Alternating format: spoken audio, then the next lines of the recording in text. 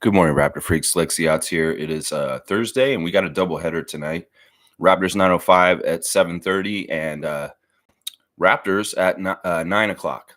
Two doubleheaders. You can watch them both right in a row. There's gonna be a little bit of overlap over the end of the 9:05 game with the Suns Raptors game at 9, but it's lots of Raptors action right in a row. You can start with 9:05 versus Indiana Fever, 7:30 Paramount Fine Food Center. Awesome. Yeah, that 9:05 action. So let's do a little bit of the injury and lineup news. Also, got to talk about who's gone where as far as 9:05 players and Raptors. Who's been diverted to where as far as West Coast trip with the Raptors or staying here with the 9:05. Let's start with the Phoenix Suns first, though. Let's be kind and to our opponent. There are some injuries for the Phoenix Suns right now. Most notably is Devin Booker. Devin Booker has been out since March the 4th for his ankle, and they say he's going to be out at least a week and a half. It is March the 7th, and he said that they said that March the 4th. So he is not available tonight. That is something that I'm not totally upset about, but hey, no Devin Booker for the Suns tonight. Damian Lee is out still. He's been out for a bit. Nasir Little underwent an injection to his left knee for inflammation, and he'll be out for a week or so. So no Nasir Little. And then Josh Okogie, his abdomen is a problem. He's been ruled out for today's game against the Raptors by Dwayne Rankin of the Arizona Republic. So, yeah, there's the injuries for the Suns. Let's talk about their lineup, who they've been putting out there lately. Well, I'll just read the guys that are available. Bradley Beal. That's right. Bradley Beal's been playing for the Suns more. He's not hurt right now. Grayson Allen, not one of my favorite players in the league, a little piece of shit. Kevin Durant, of course, on the Suns. Yusuf Nurkic recently got a 31 rebound game. Very interesting player. Eric Gordon may be the starter in place of Devin Booker. The sharpshooter Aaron Gordon, the journeyman, longtime vet. Royce O'Neal. Bol. That's right. Bol's in the rotation. Drew Eubanks. Saban Lee, former 905er who's back home in Phoenix. He's from Phoenix. He plays for the Suns. Such a perfect little situation. Oh, look who's on this list. Third center on the depth chart is now Thaddeus Young. So we're going to get to see our old friend Thad tonight. That'll be fun. I love Thad. Honestly, he's going to be in that category of Raptor that I'm just going to always celebrate and love, like JYD, like Morris Peterson, like Alvin Williams. That is in that category. I'm sorry. So it'll be nice to see Thaddeus tonight. And his new purple threads, I can't hate on that. In some ways, my wanting the Suns to win more went up with Thaddeus getting on that team. So that's kind of cool. And then also David Roddy and Udoka Azubuike are on that depth chart for the Phoenix Suns. Now, for our team, we've got to suss a couple things out. We got to suss injuries out, and then we got to suss who went where. So let's start with the injuries first. Of course, we know Scotty is out. There's a picture posted on Twitter yesterday of Jordan Bolton's mother with Scotty smiling in the sunshine. I don't know if that picture's recent. It seems like it is, but Scotty looked like he's very happy. I met Jordan's mother also when I went to that game, and I went up to him and talked to him. She was there with him sitting at the game, and she was a very nice woman. Very, very nice woman, Jordan Bolton's mother. Jakob Poeltl did have surgery to repair a torn ligament in his pinky of his left hand. He has been declared out indefinitely, as Scotty is out indefinitely. So is Jakob. And it really does sound like these two guys are shut down for the season, guys. It really, really does sound like we're not going to have our two best rebounders for the rest of the year. And that is really going to make it hard for us to win. Maybe that's part of the scheme of things. Maybe it's just convenient. I mean, Michael Grange is acting out of pocket on Twitter as usual. Fucking idiot. Listen, you can't control injuries. If we were going for the play-in a week ago before Scott broke his hand, we were going for the play-in. That changed the direction of how things are going. You cannot predict injuries. Things are going to go back and forth. And in some ways, we got to play the best hand in our hand every single time on whatever happens. And we can't be like all upset and messed up about things. Things are going to work out the way they're supposed to. And honestly, we were in the same place in Tampa 3 years ago right now, and it all worked out real good. So trust him aside, trust him, Bobby. If you hear media people out there trying to deride them for things that have happened, no, see, this is the thing. When you're a GM, sometimes you have to gamble. Sometimes you have to do things that are not totally safe, but that have a really good thing involved in it. Once again, I will stand on this with Masai Ujiri. That Jakob Pertl trade last year was a good trade no matter what. Everybody who thinks that trade was bad, you are an idiot, a casual, and you do not understand how a center is so important to a basketball team. You don't understand that how a draft pick in the first round can be a bust. Have you ever heard of Anthony Bennett? Have you ever heard of Greg Odom? Why the fuck do people think a pick is worth more than an established top 10 starting center in this league? I do not understand this. All right, mini rant, but you know what? Listen, I just think that people are just stupid. The time has been developed in Jakob. You're not just getting a starting center, you're getting time accelerated with the guy who's already ready to do the stuff. People just do not understand basketball these days. Most people, I really don't think they do. That people that think the Jakob Pertl trade was a bad trade are so fucking stupid. They're so dumb. I can't believe it. And Michael Grange is one of those people. He's one of those people. And he champions those dumbass people by putting his voice out there and legitimizing the argument. It's all spin, Michael, you dumbass. It's all spin what you're doing. And you're misleading the Raptors nation. You're misleading the Raptors nation with misinformation and making them think stupid shit. So, yeah, I might go off on Michael Grange a little bit today. Yeah, fucking idiot. Anyway, let's keep going. Ochai Agbaji is questionable for today's game because of his knee, and Bruce Brown is out already because of his knee. So, no Bruce Brown once again, and possibly no Agbaji. Now, the guys on the 905 and the Raptors, who went where? Let's figure this out. Well, apparently, it sounds like that Jahmi'us Ramsey, the 10-day contract is actually with the 905 and not on the road in Phoenix right now. That's weird to me. I guess they want to look at him at all levels of the franchise, because I thought that a 10-day can't really do that, but I guess they wanted to sign him to there while he's in our system to put him on there. They didn't send him on the road trip, so he stayed back. He is playing against the Indiana Mad Ants today, not against the Suns. Jahmi'us Ramsey and Mo Gee. Mo Gee stayed behind, and he is playing for the 905 today also. All signs point to JFL. He's a full-fledged Raptor now. He is in Phoenix. Javon Freeman Liberty is in Phoenix. And I believe DJ Carton is also in Phoenix right now. So just a little check on the youngsters and where they're at. I'll also say that Jonte Porter is in Phoenix also right now. So Mo Gee, Jahmi'us Ramsey in Toronto, the Mississauga game. And then the other three guys, Javon, DJ, and Jonte with the Raptors in Phoenix.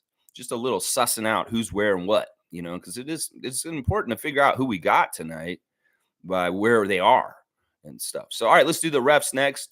Referees. First, we'll do the refs for the 905 game since that's the game first. Our crew chief for Indiana at the Raptors 905 Paramount Fine Food Center tonight, 7:30, is J.D. Rawls, number 80.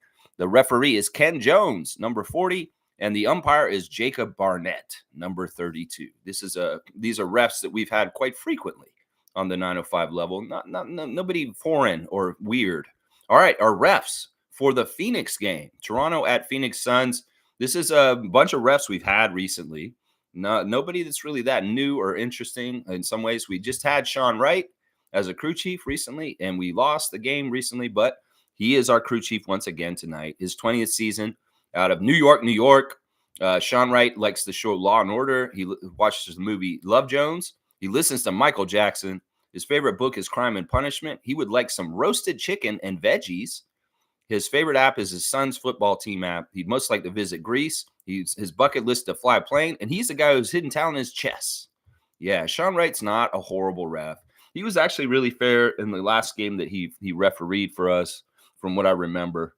But yeah, we'll see. We got a fair shot with him. The splits with Sean Wright are as such. We win 6. Let me read that right. We win 57% of the time with Sean Wright, and the Suns win 53% of the time. So 57-53, the split for the Raptors with crew chief Sean Wright. Our record this season with Sean Wright is 2-1. We've won 2 and lost 1. That's not a bad record for this year, considering things. The second ref is the cop, Justin Van Dyne. Justin Van Dyne, at his 10th season out of Arcadia, California. He's a former California police officer. He was a cop for 9 years. His favorite TV show is Entourage. His favorite movies are the Bourne movies. His favorite musician, Jimmy Allen. His favorite book, Moneyball. He likes to eat sushi. His favorite app is The Chive.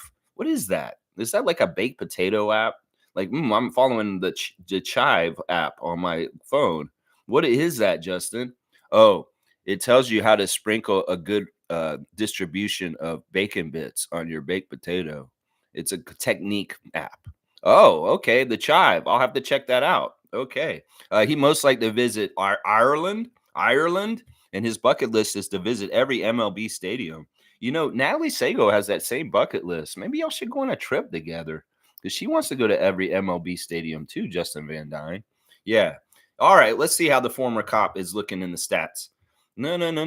He is the worst statistical ref for the Raptors today, but he favors us. Our record with Justin this season is 2-2. So we've won 2 and lost 2. We lost 2 first, and then now we've won 2 since. So we've won the last 2 that Justin Van Dyne's refereed. We win 56% of our games, and the Suns win 44%. He has the worst percentage for the Suns today, 56-44 for the Raptors. The second ref, Justin Van Dyne. The third ref is the best ref for the Raptors, but not. Psych. He's in his 5th season out of South Korea. Evan Scott is the third ref, Nick Nurse's favorite ref. His favorite TV show is Sports Center. He likes the movie Inception. He is a Prince fan. When doves cry, baby, you're just like my mother. She's never satisfied. Why do we scream at each other? This is what it sounds like when doves cry. That's right. Favorite book, Stalin for Time by Singing Prince. That's right. Favorite meal, steak and asparagus. His favorite app is FaceTime, and he would like to visit the Amalfi Coast. Very specific. Yeah, Evan Scott, he means well. He's a young ref. He's trying hard. In some ways, he can be feisty because he wants respect, but also at the same time, he means well. And he's been a good ref for the Raptors over most of his career, but not recently. No, he's not. We've been plummeting with our win percentage this year with Evan Scott. We've lost 2 in a row with him the last 2 games. We are 1-2 this season with Evan Scott. We win 56% of our games. Historically, it was much higher at the beginning of the season, just so you know. And the Suns win 73%. So this is the ref that favors the Suns. 56-73 is the split with Evan Scott. Not a bad ref crew. Honestly, we're not getting any of the big name refs at this point with where we are in the standings. Sometimes we would get more Tony Brothers, Ed Malloy, Scott Foster if we were doing better. We're not. We're not getting those tough top crew chiefs and refs. Thank God, because in some ways they're annoying. They are annoying, no lie. All right, let's see what y'all are saying. There's your setup for the game, your refs, your injuries, what we're looking at going in. Let's see. Yeah, Trevor J's here. Good morning, Trevor J. Good morning, Raptors family. Let's get this win tonight. You know, I will handicap this game better than I would against New Orleans the other day. You know, the Suns are interesting. The Suns are a very good team. The Suns are, always you're in trouble when you got Kevin Durant on the other side, but not always, too. Kevin Durant's one of these weird players. When he was in Brooklyn Nets, there were a lot of games where he kind of just rolled over and he didn't have the killer instinct that Kevin Durant was always known for most of his career. So in some ways, Kevin in his older age has mellowed out and he's susceptible. Yeah, I don't know how good they are right now. They've lost more than they've won in the recent time. In fact, let me go look at their last little stretch on the schedule, and I'll tell you that they have lost 4 out of their last 7 games. So they're susceptible. That's what I would say right now. That's the stuff I look at.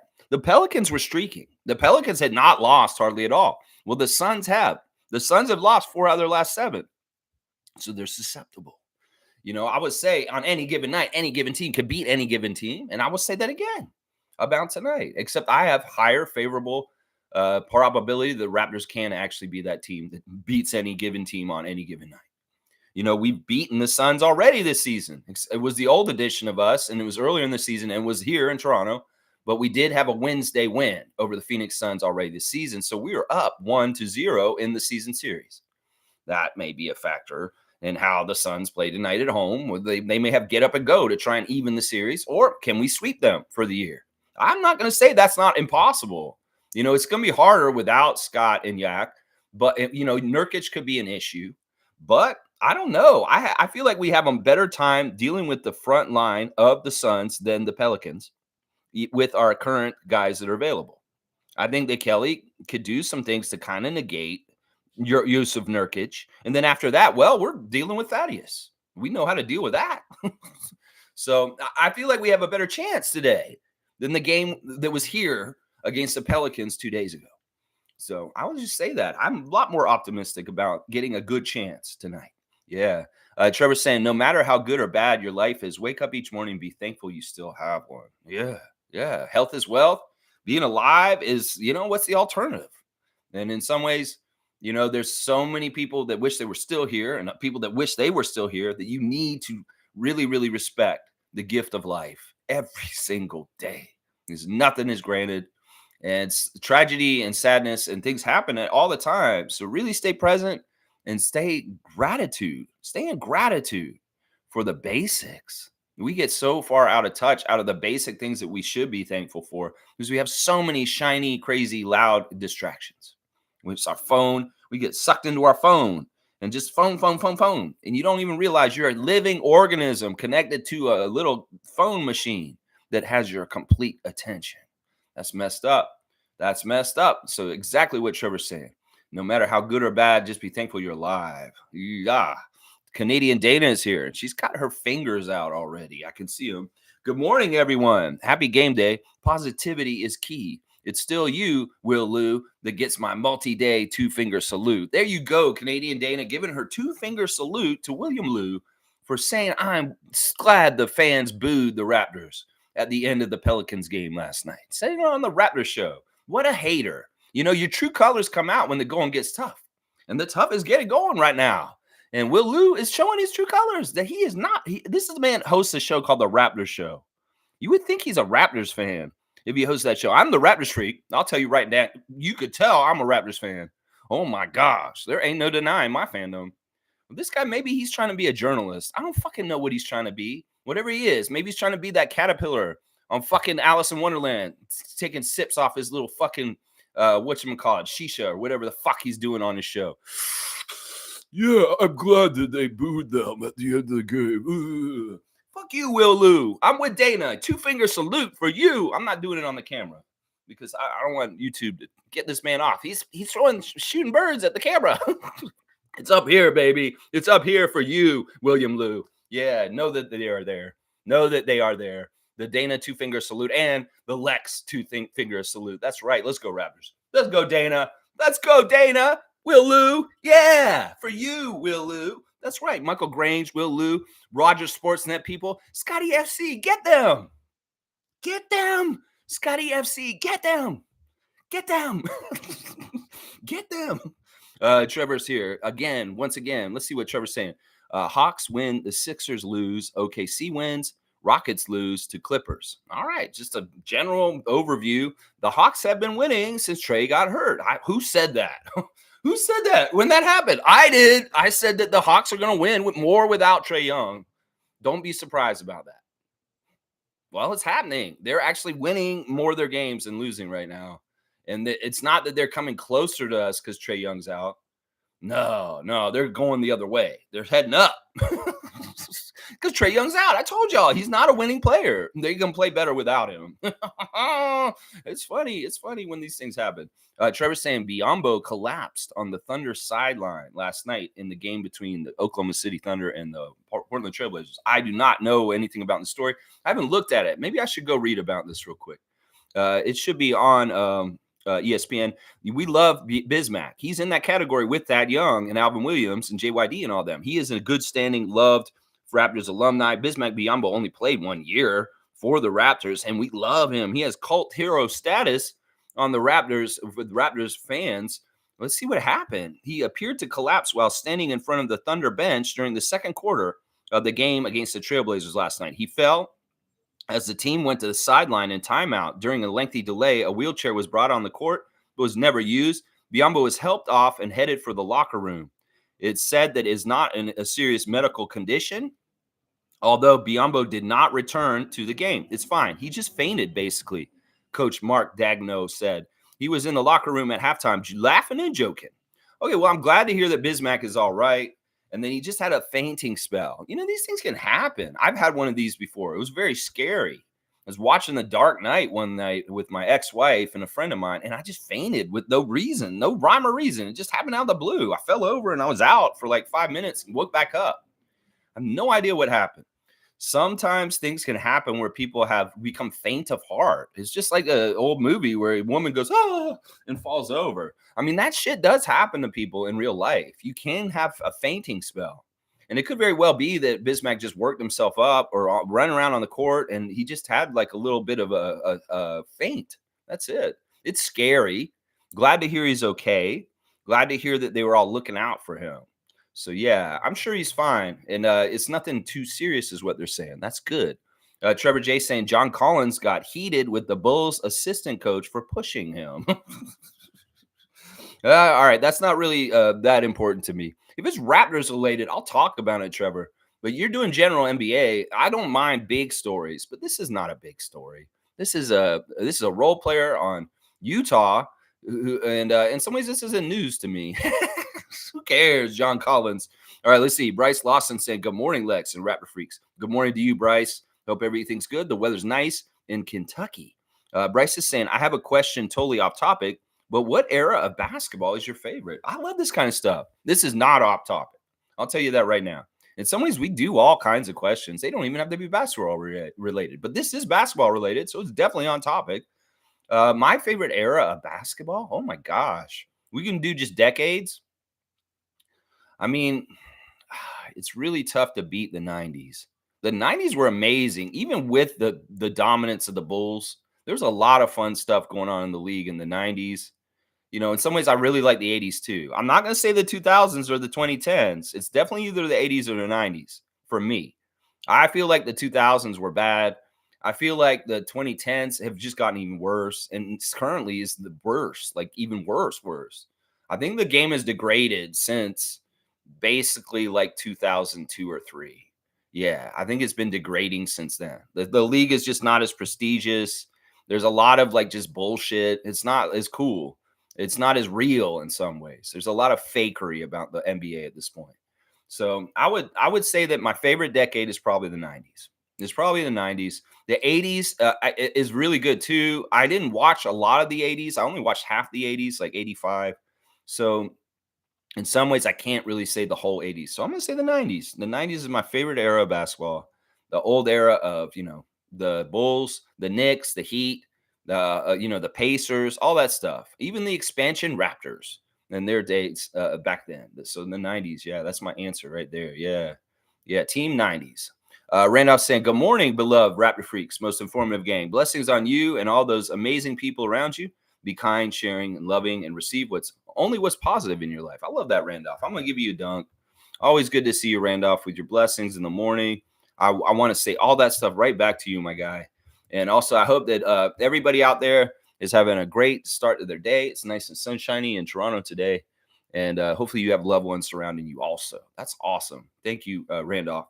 Cowboys here. Good morning, Lex and Raptor Freaks. Can you do a Grange, that piece of shit interviewing Darth Vader? Let's go. Raptors all day, every day. You want me to do Grange interviewing Darth Vader?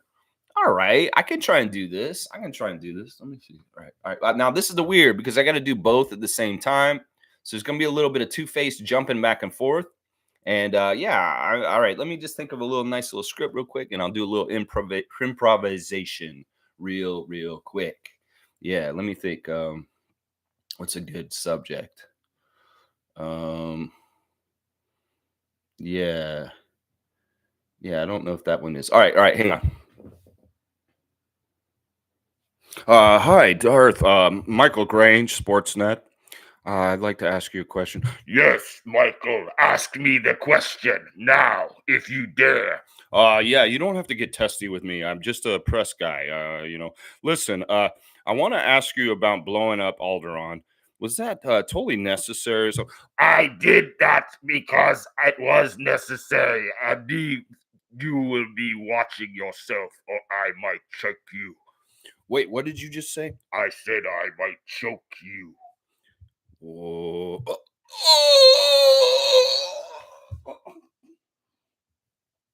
All right, scene. I don't know. All right, Fiercely saying, good morning, fam, and happy Thursday. Good morning to you, Fiercely Salsera, Scotty Barnes, Twitch family, 2022 and beyond. G saying, we are 2-10 without Yak, and he was a pick 9. I don't understand either. Developed bigs are extremely difficult to get. I feel like it's gaslighting. I feel like it's misdirection. I feel like it's an easy way to make younger fans think that it's a bad move because they're just not intelligent and they listen to Michael Grange. I think that that's a part of it. I think that it's very much very similar to like how some journalists down south are on Fox News and they like cover Trump and certain things a certain way. They like to spin things. They like to put angles on things. And in some ways, he's the angle spin person for Ed Rogers III. So any kind of way he can make it negative or make things look bad or make it look like the front office of the Raptors are idiots or they're not doing a good job, he's going to do that. And that's basically what Michael Grange's job is. And in some ways, this situation has not gone completely the best for the Raptors this season. And he's picking it apart in some ways in his bullshit, in his journalism, his tweets or whatever. I don't even call it that journalism. It's just half-ass tweets, opining, stupid-ass spin, fucking bullshit. And that's what it is. He's trying to shape people to be against the front office because he's trying to paint a picture where they fucked up by making the Jakob deal. That's what he's trying to do. And there's a lot of people championing it. There's a lot of dumbasses championing it. There's people that are in the press championing it, and there's good Raptors fans championing it, and they don't even realize how stupid it is. That's why y'all need to watch me and hear this. Like, seriously, Jakob Poeltl was a home run bringing him back. The fact that we have a good quality center for 4 years on that contract is amazing. Y'all think it's a horrible idea, but y'all are stupid. Y'all are so stupid. Everybody's anti the Jakob has had a career year this year. His numbers have gone up. He's played at a high level. We're getting such good value from that deal from him. He's so worth $20 million a year. It's ridiculous. The takes I hear surrounding the Jakob Poeltl deal last year. It's so dumb. Why do y'all overvalue a pick that we have no idea who he is?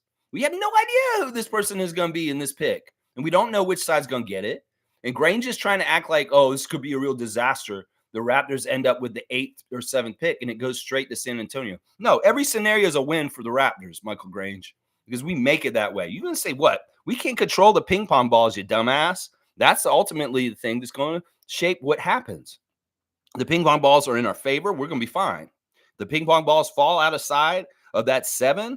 Well, then that pick is San Antonio. So what? We'll live with it.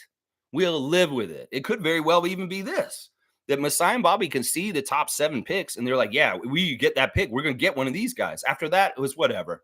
The talent is all, It's, it's 8 through whatever. That may be, No, but 1 through 7, yeah, we can get a good quality person up there. Yeah, and we're going to keep that pick because that's the rules. It's not about where we finish, Michael, you dumbass. You're a journalist. You should inform people. You should know this. It's about where the ping pong ball falls. It has nothing to do with where we finish. Where we finish is how many ping pong balls we get, and it can determine partly how the ping pong ball falls. But you know what? We could have the second best chance to get to get the number 1 pick, and we could fall out of the top 8. That's statistically possible, you dumbass. We could be the 3rd worst team, and we could fall out and lose this pick to San Antonio. It doesn't matter where we finish, you dumbass. It's about the luck of the ping pong ball. And I wish that you would educate the public on that, Michael Grange, instead of making it sound like these guys are idiots for this and that. Ultimately, that lottery will determine the things that happen with the Raptors in this pick. The lottery. That's the most important thing that has to do with any of this stuff right now is the ping pong ball. And media people that are not talking about the ping pong ball determining what happens with our pick are lying and not telling the total truth to our public. If you are talking about the Jakob Poeltl deal and the pick be protected with San Antonio. If you do not mention a ping pong ball in your statement, you are fucking lying to them. So tell them the whole goddamn truth. It has nothing to do with what's going to happen except for what that ping pong ball falls. So yeah, Michael Grange, keep misleading people. Keep telling people they're fucking. I will continue to tell Rodgers to fire your ass. I will continue to influence people to go do the same. And we will continue our grassroots movement to oust your sorry ass from Rodgers TV because we don't like seeing you. We don't like your fucking mudslinging, your yellow journalism, and your fucking shitty ass fucking takes on the Raptors. We're sick of them. We've had to look at them and been exposed to them for too long at this point. In some ways, fucking graduate Samson Folk into the Michael Grange spot, Sportsnet, and fuck him. Get the fuck out of here, Michael Grange. You hack artist piece of shit. Give Samson Folk his spot, Rodgers, and let him responsibly do the job correctly. Says Michael Grange has his own fucking bullshit. I know you fucking do this shit to fillet Ed Rodgers III, Michael. That's why you're so probably protected. It's because you're doing the bidding of your master. Yeah, I was just doing Darth Vader earlier. You're fucking Darth Vader. He's the emperor. And you report back to Sidious and tell him all the stupid ass shit. Yes, my master. I've made them think that Masai's a bad GM because of the Pirtle trade. Yes, my master. Yes, you are doing so good. I raised their cable bills by 5%. You fucking evil villain motherfuckers. Michael Grange is to Ed Rodgers III as Darth Vader is to Darth Sidious.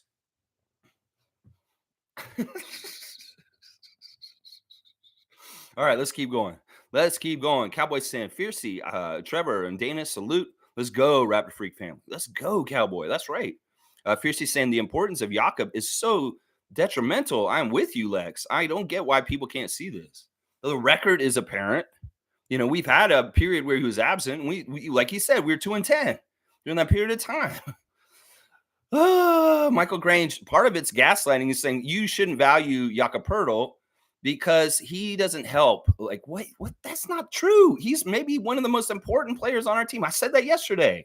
No disrespect to RJ and IQ, but after Scotty, the most essential player for us to have on the court is Jakob Poeltl. It's just the truth.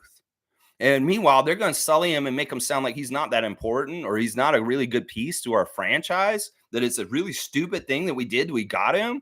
You guys are so off topic and so stupid. We can tell. We can tell how important he is. We can tell that it's essential to have a center in the NBA at this point. Oh, God forbid Masai invest $20 million a year in a good quality top 10 center. God forbid.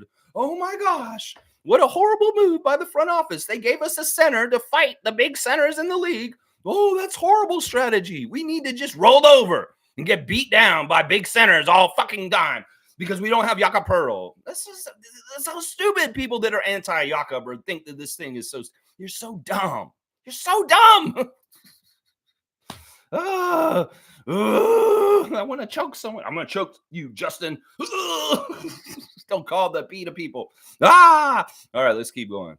All right, let's see. Fiercely saying, salute everybody. Yeah, Chris is here. Good to see you, MSJ. Playing in the 6 pick are crap shoots right now. I say just keep the development going. Yak trade for the 6 pick is fine. Picks are a gamble. Look at Scoot Henderson. Look at Grady Dick, close to a bust himself. That's what I'm saying.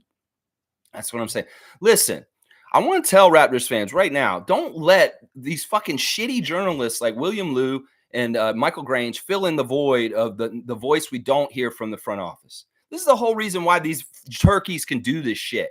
It's because Masai and Bobby ain't talking every day. They ain't explaining every little thing they're doing. They're not doing PR. So these fuckers jump in and they craft the whole image of what they're doing and telling people in the press, through the press, what the public, what they should think about what they're doing. And some ways it's very gross and it's fucked up. I wish that Bobby had a radio show like me. And every morning he just came out and told everybody like things he's doing. In some ways it's not good for the team because we should keep things secret. But realize this. Our front office won't talk about what's going on unless they do a press conference. And then they clear the slate. They were like, they come at every little stupid thing people are saying about our team in the press. And they clear the air. They answer the questions. But they can't do that every day. We're lucky we get a Bobby or a Masai press conference twice a year. So when we get them, really listen. because those are the people that you should listen to, not fucking Michael Grange, not William Liu. Listen to Masai. Listen to Bobby. Because honestly, it's fucked up. They treat those guys like the press would treat Trump, Biden, or Trudeau. They treat them like the presidents and prime ministers and fucking shit like that.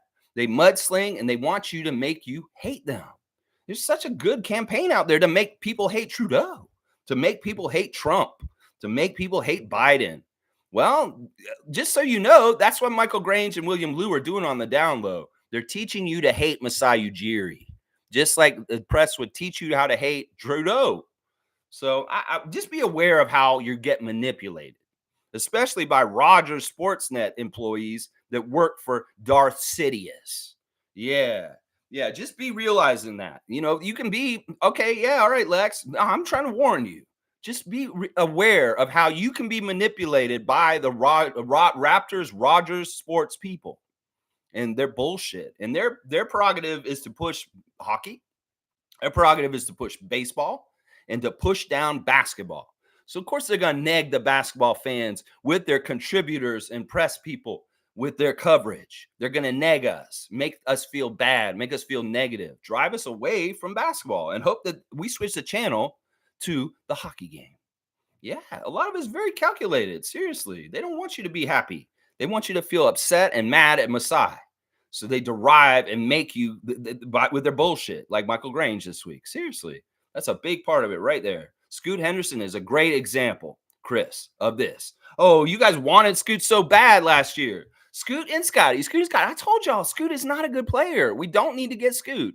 And just because they're saying he's going to be a top 2 with Victor Wembanyama, I didn't believe it.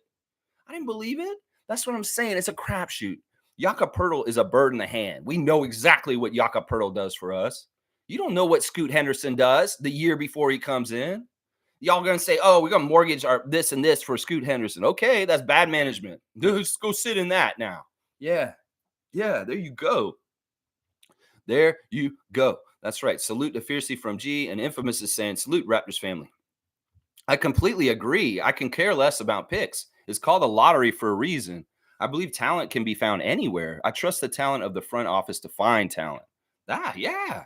I mean, this is what I'm saying. In some ways, we're getting accustomed to Darko as our coach right now after Nick Nurse. In some ways, we really trusted Nick Nurse, and we knew he was a very good coach, and he still is. But he lost our trust in his bullshit last year, and he had to go. We fired him. That sucks because we had to rebuild a new trust with Darko. And some of us are not trusting Darko yet. Some of us are. And that's part of what I'm trying to say, that when you change people in your franchise, like you think they're so disposable. It's such a fucked up thing about this society we live in at this point. Everybody's disposable. You can just replace them. Well, I'm telling you, most of the replacements are not the best people to replace those people. I think Darko's going to be a home run and amazing. And in some ways, he could be way better than Nick in the long run. But that's really tough to do. And that's why it took 4 months to replace our coach. Now, think about this with the front office, you jabronis. You so really want to get them? Well, you trust Masai and Bobby to an extent. You can tell they're doing their job skillfully. You don't know if you get another Rob Babcock after them. So be careful what you wish for, anti-Raptors front office people. You've seen what happened with our coaches turnover in the last year. So just imagine that on the front office level. And think about how long it takes to gain trust at that level with the fans and everybody else that you're astute and good at your job. That's something that needs to be protected and understood, that we know Masai Ujiri is a very good team president and Bobby Webster is a fantastic GM.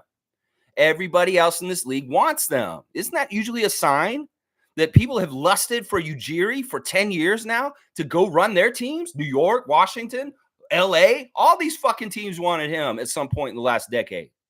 Isn't that a sign, Raptors fans who are like, oh, Masai's washed. Masai's no good anymore. Well, what's the alternative, motherfucker? That's what I would ask you. What do you think the alternative is? Yeah, let's get a little wisdom here. Let's get a little wise. What's the alternative, motherfuckers? Do you think there's a better GM out there for the Raptors is lining up, waiting to jump into it? No, there isn't.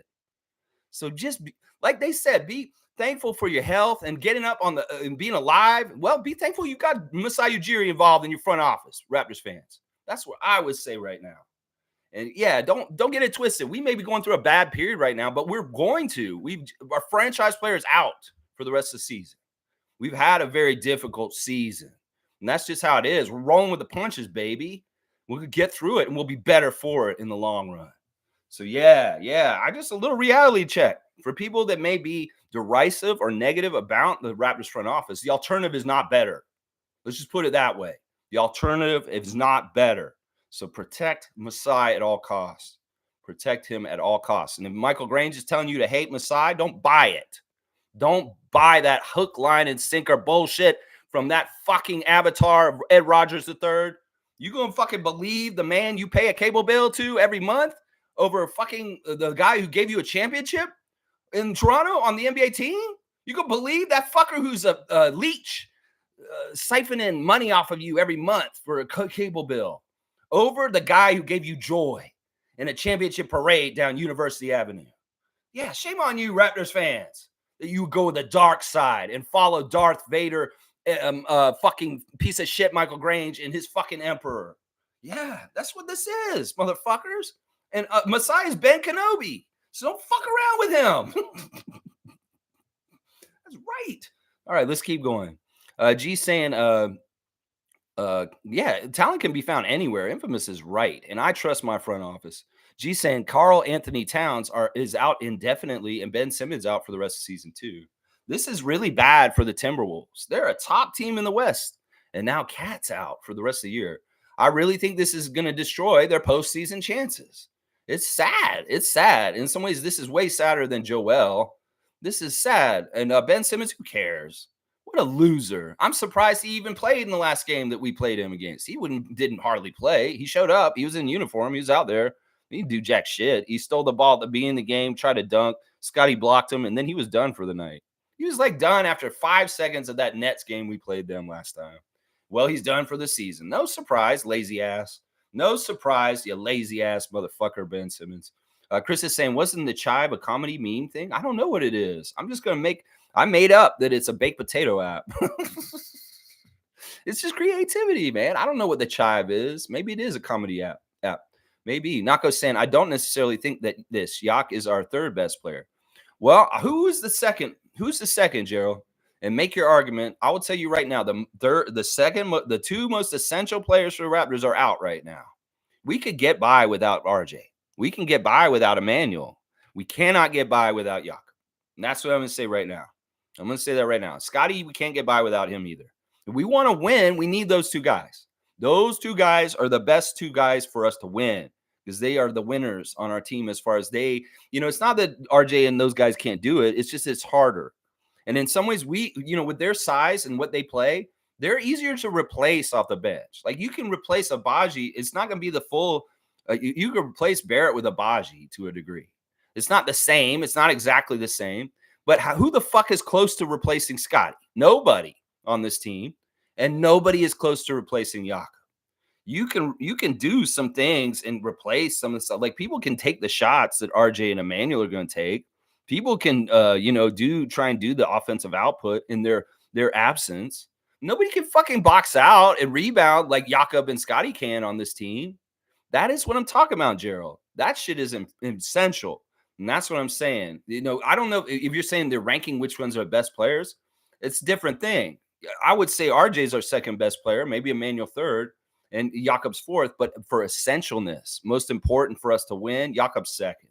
Scotty number one, and Jakob second. You need Jakob to have a good competitive chance. Chris is saying Ben Simmons is out. F me. Shocking. And you see people, a high pick could turn into a headache like Ben and Lex. For a moment there, you sounded like Prince. Blah, blah, blah. I was trying to. I'm a mimic. I can mimic voices. And yeah, I was trying to. I did sound like Prince a little bit. I can do his vocal inflections in the right parts of the song. I've heard that song so many times. She wore a raspberry beret, the kind you find in a secondhand store. Raspberry beret. I think I love her. Yeah, I'm singing Prince today. Nick Nurse is mad. Let's see. Yeah, thank you. That's nice. Tom's got the food for the refs. Let's see. He's got chive on, guys.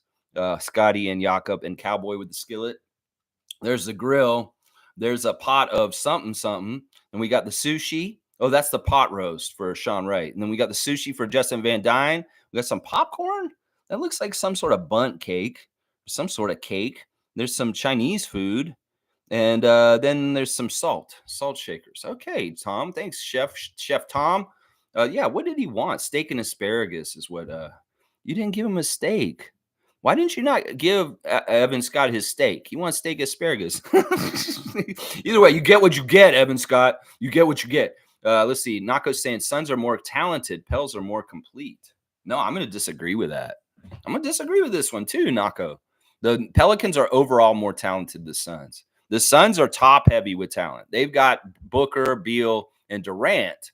But you know what? Most of their bench sucks. I'm going to tell you that right now. They are not going to have a very deep bench. And that's part of the reason why we have a better chance against the Suns than the Pelicans, is because our second unit may match up better against their second unit. There may not be as much of a competitive drop-off when Darko puts in the second unit, because the second unit of the Suns is not that good. So I am going to disagree with you on this, Nako. The Suns are not the Suns are not more talented than the Pelicans overall. Maybe the top spot, Kevin Durant is more talented than Zion Williamson. Maybe. I don't know. That's tough to suss out at this point. But if you're talking about 1 through 10, the Pelicans are way more talented than the Suns. If you're talking about the top 10 players on both teams, the Suns don't have a good bench. They're very top heavy with their salary. In some ways, they're similar to the Nets. They've got a top 3 with Booker, Beal, and Durant. And all the other guys are getting scraps for getting paid. So there's just not good quality talent throughout the lineup. They're very top heavy with their big 3. Let's see. Cream saying, with this new roster, I just want to see our players show effort on defense and crashing boards like crazy. I'm pretty sure Boucher's going to get some burn today. Darko has his ear to the street. Well, we'll see if this is true. You know, Darko has been known to frequent our stream last summer. That's right, Darko. I remember when you came in here.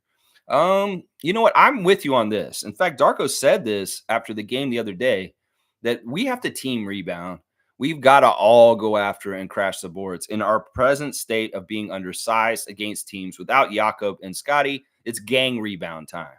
And that means all these guys got to have a nose to go and try and get rebounds when they go up. So often there's a lot of Raptors who just want to get back down court, and they don't even go for rebounds anymore, like offensively. In some ways, I get it, because you want to stop transition defense. But also at the same time, being aggressive and trying to get rebounds and relenting, not trying to get offensive rebounds, that's not always good. That's not always good. So gang rebounding needs to be in effect. And all those guys need to be seeking out and going after and being aggressive for loose balls and rebounds. Yeah, that's really important tonight. In some ways, we could beat the Suns at this tonight. In some ways, they don't have the scrappiest team in the league.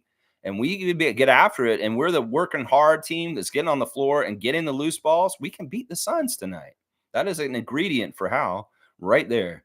Yeah. You think that Darko's listening to us and he's going to play Chris Boucher tonight? Maybe. I mean, I wouldn't be upset about this, Kareem, but I don't know if that's likely. Although I will say this, the matchup against the Suns tonight is better for Chris to play, because you got long, lanky guys like Bol and Kevin Durant. Nurkic, in some ways, we should match his minutes with Kelly Olynyk, because he is the best person to try and handle use of Nurkic. But otherwise, their backup bigs are skinny bigs like Bol. And it could very well be that people like Chris Boucher and Jalen McDaniels could be utilized in this game tonight effectively. So this may happen. We'll have to see. Kareem. We got to also remember, the whole thing about it is, the writing on the wall is that Chris Boucher is not a part of the future plans. And that may be why he's not going to play, is because he just doesn't have a future in Darko's system. Darko has an idea of what he wants to have next year. And if Chris is gone this summer, it's just that he's just like Scotty and Jakob. He's out for the rest of the year, even though he's not hurt. It could very well be like that. In some ways, my heart is with Chris too. And I would love to see things work out. But also, I'm a team guy. I'm going to stand by my coach and his decisions, even if they're not popular, even if they're not the popular sentiment across Raptors Nation. As I trust Masai and Bobby with their moves in the front office, I got to trust Darko's logic for why he may not be playing Chris Boucher right now. That it's just how it is. Let's see. Cowboys saying Tom Duke's in the house, and he's got the skillet, Cowboy. The Cowboy and the skillet. The Raptors went down to Phoenix and killed it.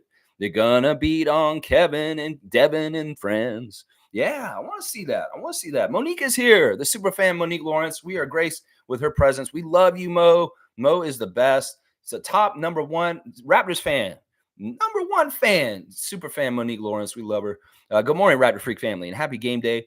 Just show something, anything. With Will Lou, shaking my fucking head. Calm in person, terrible on TV. Yeah, you just saw him in person, and you were joking with him. You were having a nice time. He seems two-faced then. Why are you so two-faced, Will Lou? You're going to smile and say nice things to the superfan Monique Lawrence, whose heart is with the Raptors, and then you're going to turn around and stab us in the back with your venomous bullshit on the Raptors show? What the fuck is this? Will Lou, you are either a real one or you're not. That's what I'm saying. You should need to come and watch me, my motherfucker, so you can learn how to be a real one. Because you're not a real one for the Raptors. If you're saying, oh, I'm glad the fans booed them on the way. I'm glad the fans booed them on the way out. Fuck it, fucker. Two finger salute. Race Mode Travels is here, traveling in Asia right now. I think that Race Mode has moved from Japan to the Philippines on his trip at this point. He's kind of like the World Cup last year. They were in Japan and Philippines last year for the FIBA World Cup. And well, let's see what he's saying. Good morning, evening. Fun fact, Michael, he's evening time because he's over on the other side of the world. Wow, that's cool.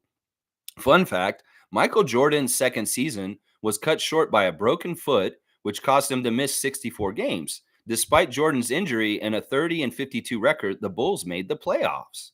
I didn't even remember that or realize that. I remember the injury season. His second season was really cut short. Yeah, but they still made the playoffs in his absence. Well, I mean, who was that? That was Orlando Woolridge, Reggie Theus, Bill Cartwright. Or was it? No, it wasn't Bill Cartwright yet. It was still Charles Oakley. Yeah. I kind of remember that team. I kind of remember that. Was has Scotty showed up yet? No, he hadn't. He had not showed up yet. Yeah. Well, Orlando Woolridge was quite a scorer around Michael's rookie year and stuff. He was kind of the guy carrying that team before he showed up. Reggie Theus, another guy that was a high scorer for the Bulls around that time too. So it must have been those guys carrying them. Yeah. Let's see. Chris is saying it's the bench. Hang on. It jumped. I want to make sure I get this whole comment.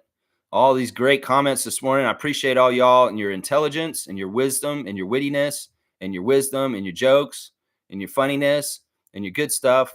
Yeah, all that kind of stuff. It's good stuff. All right, see, Chris is saying it's the bench we have that is losing hand versus most NBA teams is the losing hand. Okay, that's an awkward statement, including the Suns, but they won't slap us 41 times like the Pels did. Maybe 10, laugh out loud. But a win could happen if the Raptors shoot 55%. Yeah, you want me to talk about how we could win tonight? I can talk about it.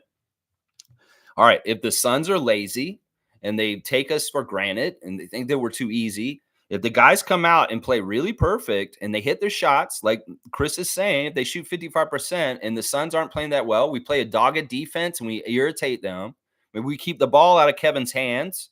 We let Bradley shoot as much as he wants. Hopefully he'll miss. And he'll be like a 4 for 22. Let Bradley Beal shoot. Don't let Grayson Allen be a factor. Don't let him be like a little pest and piece of shit. Watch out for him from causing turnovers. He may come and try and steal the ball. And also, don't take no shit from him. If he does something physical on the court, fucking put him in his place. That's what part of I would say on that. And I like you're saying, I think our bench is going to match up okay against the Suns because it's not like they have a super great bench.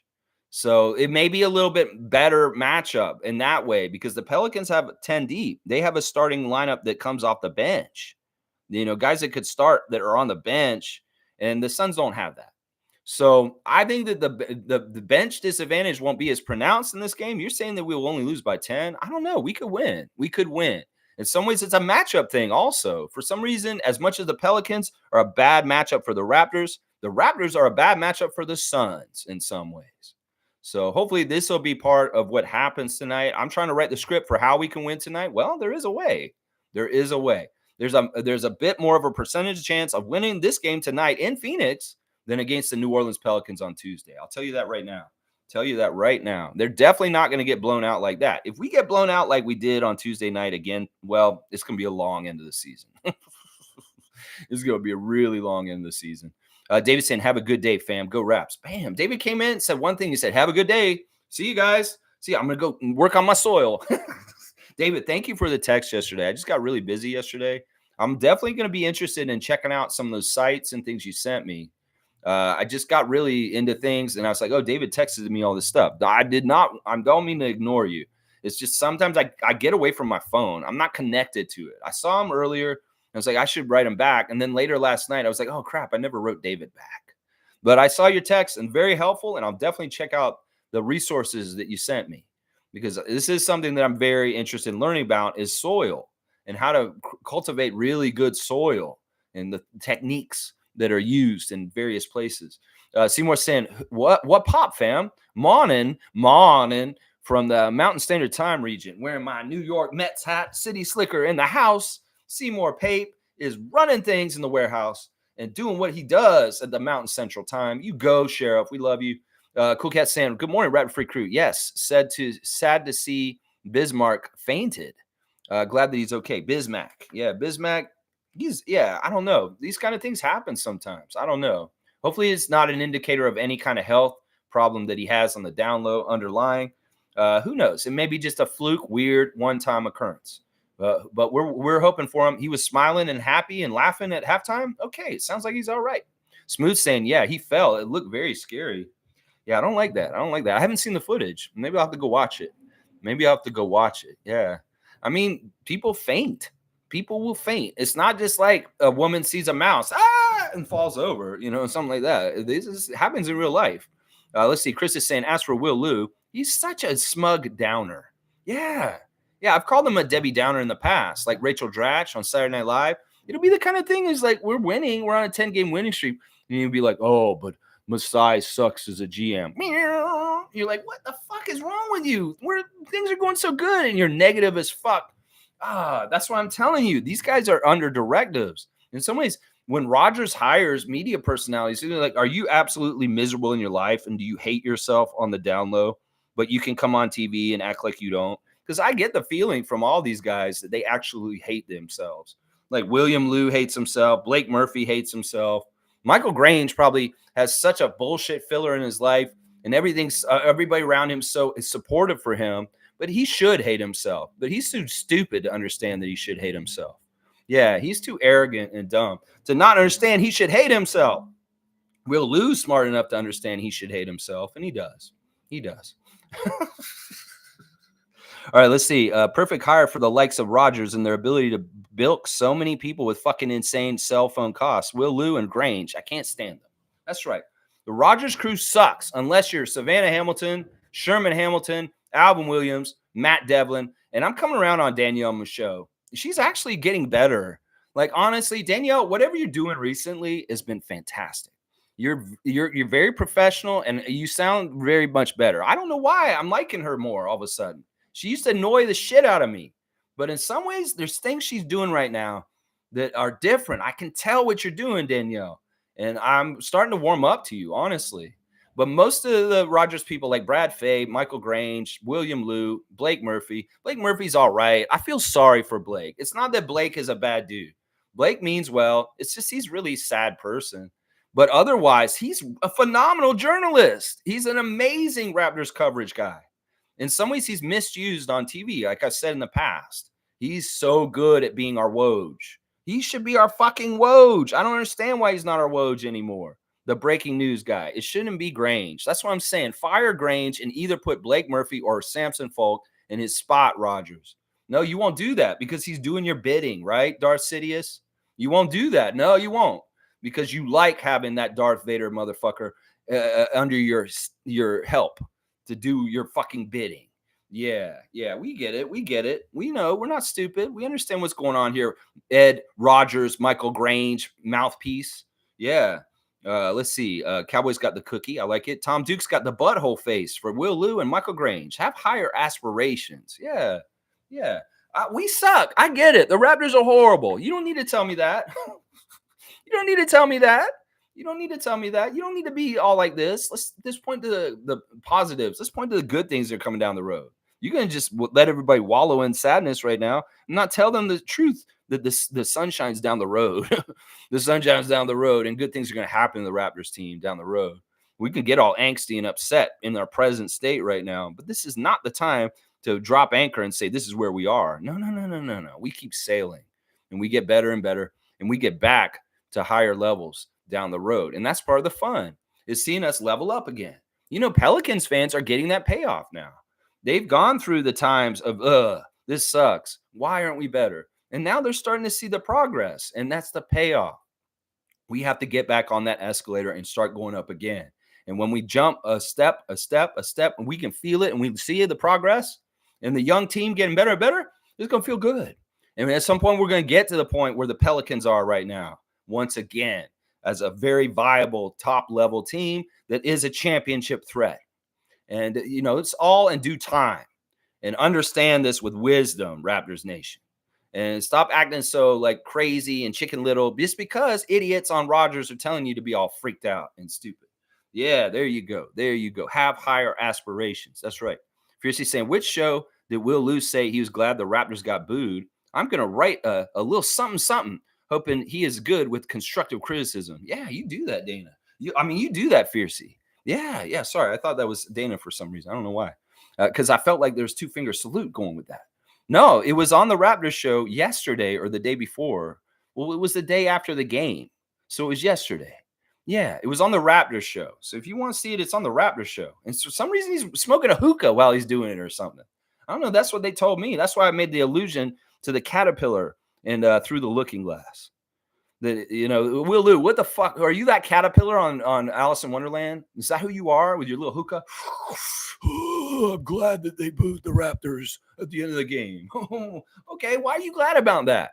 I'm sad about it myself because I don't ever like to get the point where the Scotiabank Arena crowd is booing the Raptors at the end of the game. I hate that.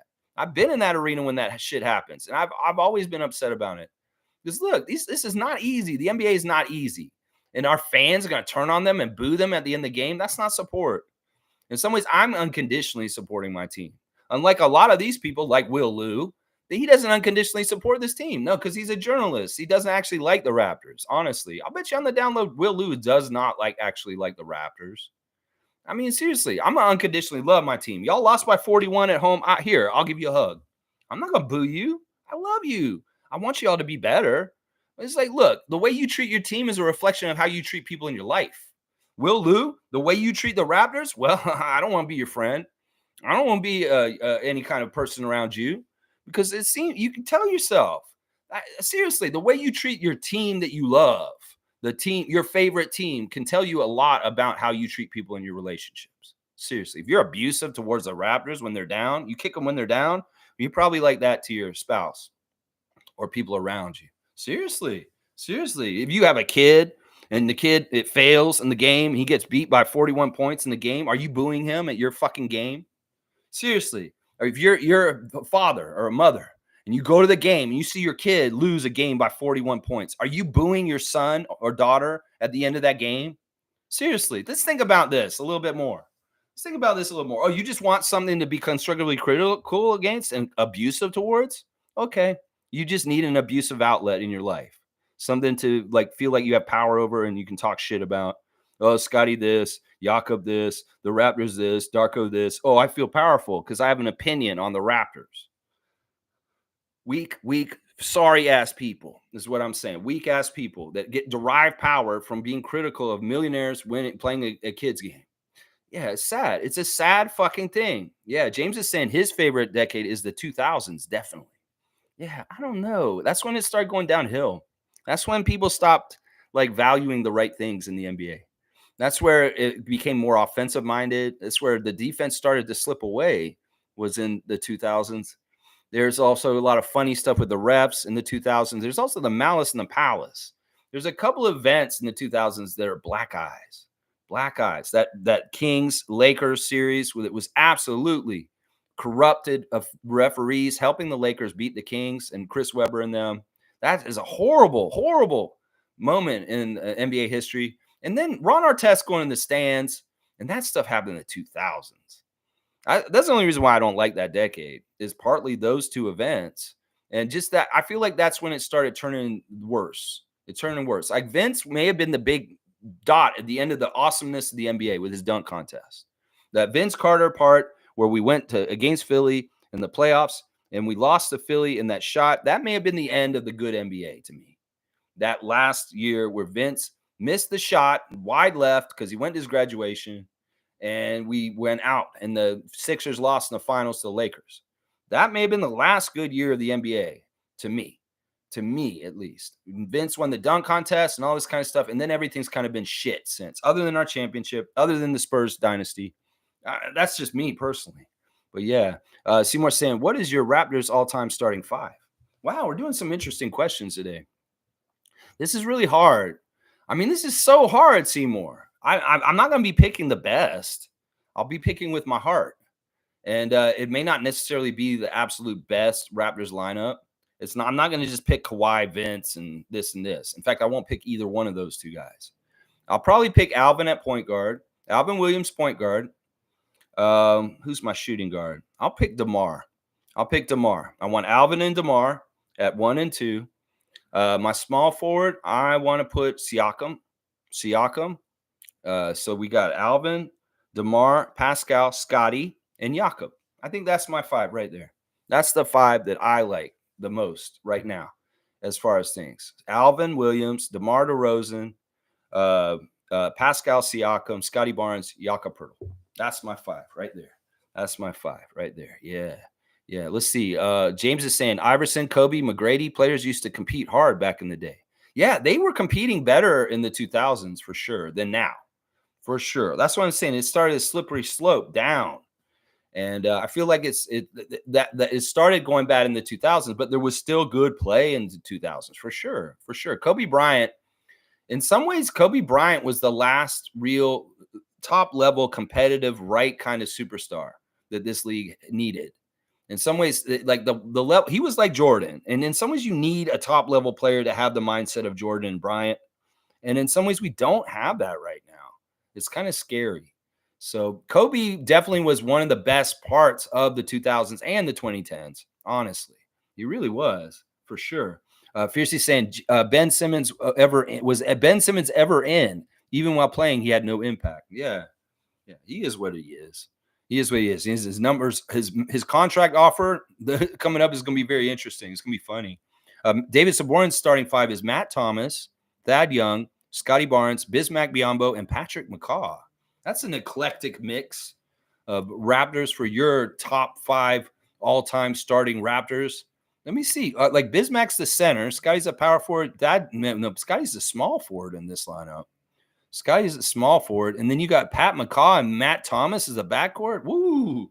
Don't threaten me with such a deadly duo. Oh, my gosh. Yeah, Seymour's laughing about it. All right, let's see. Seymour's saying that team would win 20 games tops in the season. What are you talking about? Scotty's on that team. Scotty would get them somewhere. I don't know. Let's not say stuff like this. Seymour saying, well, Biz and Thad would be tough in the paint, hard baskets. It's kind of weird because Scotty, you know what? In this lineup, Scotty's actually the point guard straight up because Matt Thomas will play shooting guard and Patrick McCaw will slot into the wing. And then you got the two big guys to play 4 and 5. So Scotty can play clean point guard in this David's lineup here. Let's see. Fiercely saying at Race Mode, thanks for that piece of info. It is reassuring and provides a sense of hope. We could aim the play-ins. Problem is Scotty and Yak will be out. Yeah, this season I'm not worried about it. This season's a wash. It's not in our best interest to go into the play-in without Scotty because what's the point?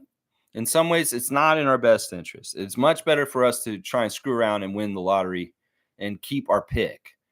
I'm thinking there's a really high chance we will keep our pick this year. I think there is because we're going to lose a lot going out. We're just going to lose a lot.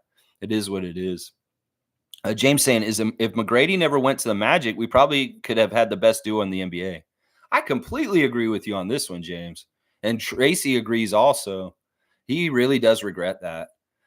In some ways, that's part of the reason why I love Tracy so much is because he's not so arrogant that he can't say he made a mistake in leaving Toronto. He's had wisdom in time passing that he understands a little bit better than he did when he was so young and the decisions were made back then. That's part of the reason why I love Tracy. I honestly really do love Tracy McGrady. I don't hate him. I booed him when he came back the first time, sure. When he came back the first time, I did boo him because I was kind of pissed at how things went. But the fact that he came full circle and in a very earnest and honest way, he said, I really should have stayed with Vince. And who knows what could happen with the Raptors and possible championship aspirations if I had stayed and let it develop with Vince Carter. See, that's part of the reason why I love Tracy so much. Because that's the thing. If Vince would come around and do some shit like this, if he came clean like this kind of shit in any kind of way, I mean, the Hall of Fame stuff is a first step. I would feel way better about honoring him. Because in some ways, Tracy came back and said, my bad. He said, my bad. And if I could do things differently, I would have. That means a lot. That means a lot. Now, I know Vince wouldn't change anything about how things went with this unless other than maybe he would I don't know how he would change things. He hasn't made it clear. Would you try a little harder? Would you not tell everybody that you didn't try? Would you fucking I don't know how you could change things, Vince. Either way, I'm like, what could have been, James? What could have been? And that's why the narratives that people say, well, these guys can't be together and stuff. Well, that was what would happen then. It was totally a public narrative that Tracy McGrady and Vince Carter can't exist on the same team going forward that drove him out of Toronto. And that was a complete, utter horse shit. And that's why I tell you, don't listen to the horse shit people like Michael Grange say, because they're the fuckers that said that shit around 2000 that made two cousins from Florida think that they couldn't be on the same team together into the future, which was absolute horse shit. What happened by the end of that decade? A super team in Boston, a super team in Miami. See, that's the fuckery right there. The media will manipulate the NBA product and even player movement. I mean, they've already talked about how powerful Woj is at this point. Woj can influence how much money people make. Woj can influence whether people have a job even. He is extremely powerful right now because people listen to what he says, and he can determine the market on prices for players. In some ways, they manipulate this kind of shit. Part of the thing with the OG trade rumors for the past couple of years is part of that. There's all kinds of weird manipulations that Woj has a power and part in at this point, being a power broker of information. And he can put out something that can be very detrimental to a player and make them lose value on the market. He's very, very powerful at this point. In some ways, the players do not like Woj because he can fuck them up on money. Yeah, seriously. Let's see. He can lie too. He could put something out and say something and it'll fuck somebody up. Like they'll lose money or they won't get a contract because of it. Most saying that picture of Jordan Bolton's mom and Scotty. What? Wow. You saw it. I put it in the chat yesterday. You should see it. Yeah. King Bolton posted it on his Twitter. Look, my mom's with Scotty. Okay. Scotty looks happy. And I like that. Now, I don't know when Scotty's going to show back up with everybody. Is he just going to be away? I don't know. In some ways, Jakob's away too. I don't know. I know it's probably better for him to recover not on the road. So if he's not on this West Coast road trip, I understand. Same thing with Jakob. But when they're back home and they're at home games and you're here getting convalescing, I don't know where you're hanging out now that your season's over. Are you going to hang out in Toronto? Are you going to be in Florida? Where are you going to be, Scotty? I just want to make sure you're still connected to the team in good ways and supporting them also. I know that if you're convalescing after a surgery, you should get the peace and quiet and away from everything to heal quickly. But otherwise, if you're able to come to the games and you're in Toronto, you should come to the games is what I'm saying. But maybe not on the road. You may not be traveling with them on the road. Why get on all the planes? The Phoenix, Portland, Denver, Detroit. I get it. But when they come back, I want to see you on the sideline, okay? I'll give you this road trip. In some ways, it's important for you to stay committed to your teammates and show support, even as the franchise face. You should be there. Seriously, you should be there. Let's see. Bryce is saying, also considering our schedule for the remainder of the season, we are for certain getting a good chance at the number 6. Memphis has a much easier schedule, but we'll see. You know, I think our schedule is somewhat easy, but hard too. There are some really dud games on this. Like we're playing Washington and Detroit in the next 2 weeks still. So my whole goal right now is still to try and make 30. If we can get 7 more wins by the end of the season and we get to 3-0, if we get out of the 20s with our win total, I will be happy. In some ways, this is the tempered expectations, lowered expectations that I have for the season now is let's get 30 wins. Even if that kind of messes with the ping pong balls a little bit, I think it's much better if we get a 30-win season than have some sort of 20-something season for wins. In the history of the Raptors, the 20-win seasons are really a black eye on our season records. And those were expansion years and Tampa. And in some ways, we don't want to be in that. We're in that category already, but we could be a little bit better and get to 30. Can we get to 30? 7 more wins, Raptors. You're playing the Wizards and the Pistons a few more times before the end of the season. Maybe you can. Maybe you can. Yeah, C4C things saying facts, man, and fire. Yeah. Tom Duke saying, yep, Rogers, get lost, Grange. That's right. Fuck you, Michael Grange. I'll say that every day on here. Cool Cat saying, Lex, I wonder if Grange is talking about Jakob like that after Masai. It was a mistake getting Pirtle how they did. I don't know. Well, in some ways, he's capitalizing on the poor circumstances of right now that Jakob's hurt. And, in some ways, because he's not on the court producing for us, it's real easy to criticize the deal because there's not a counterbalance to it of seeing, well, Jakob's out there blocking shots. Jakob's out there busting his ass, getting offensive rebound putbacks, and playing really high-level defense. He's running up and down the court.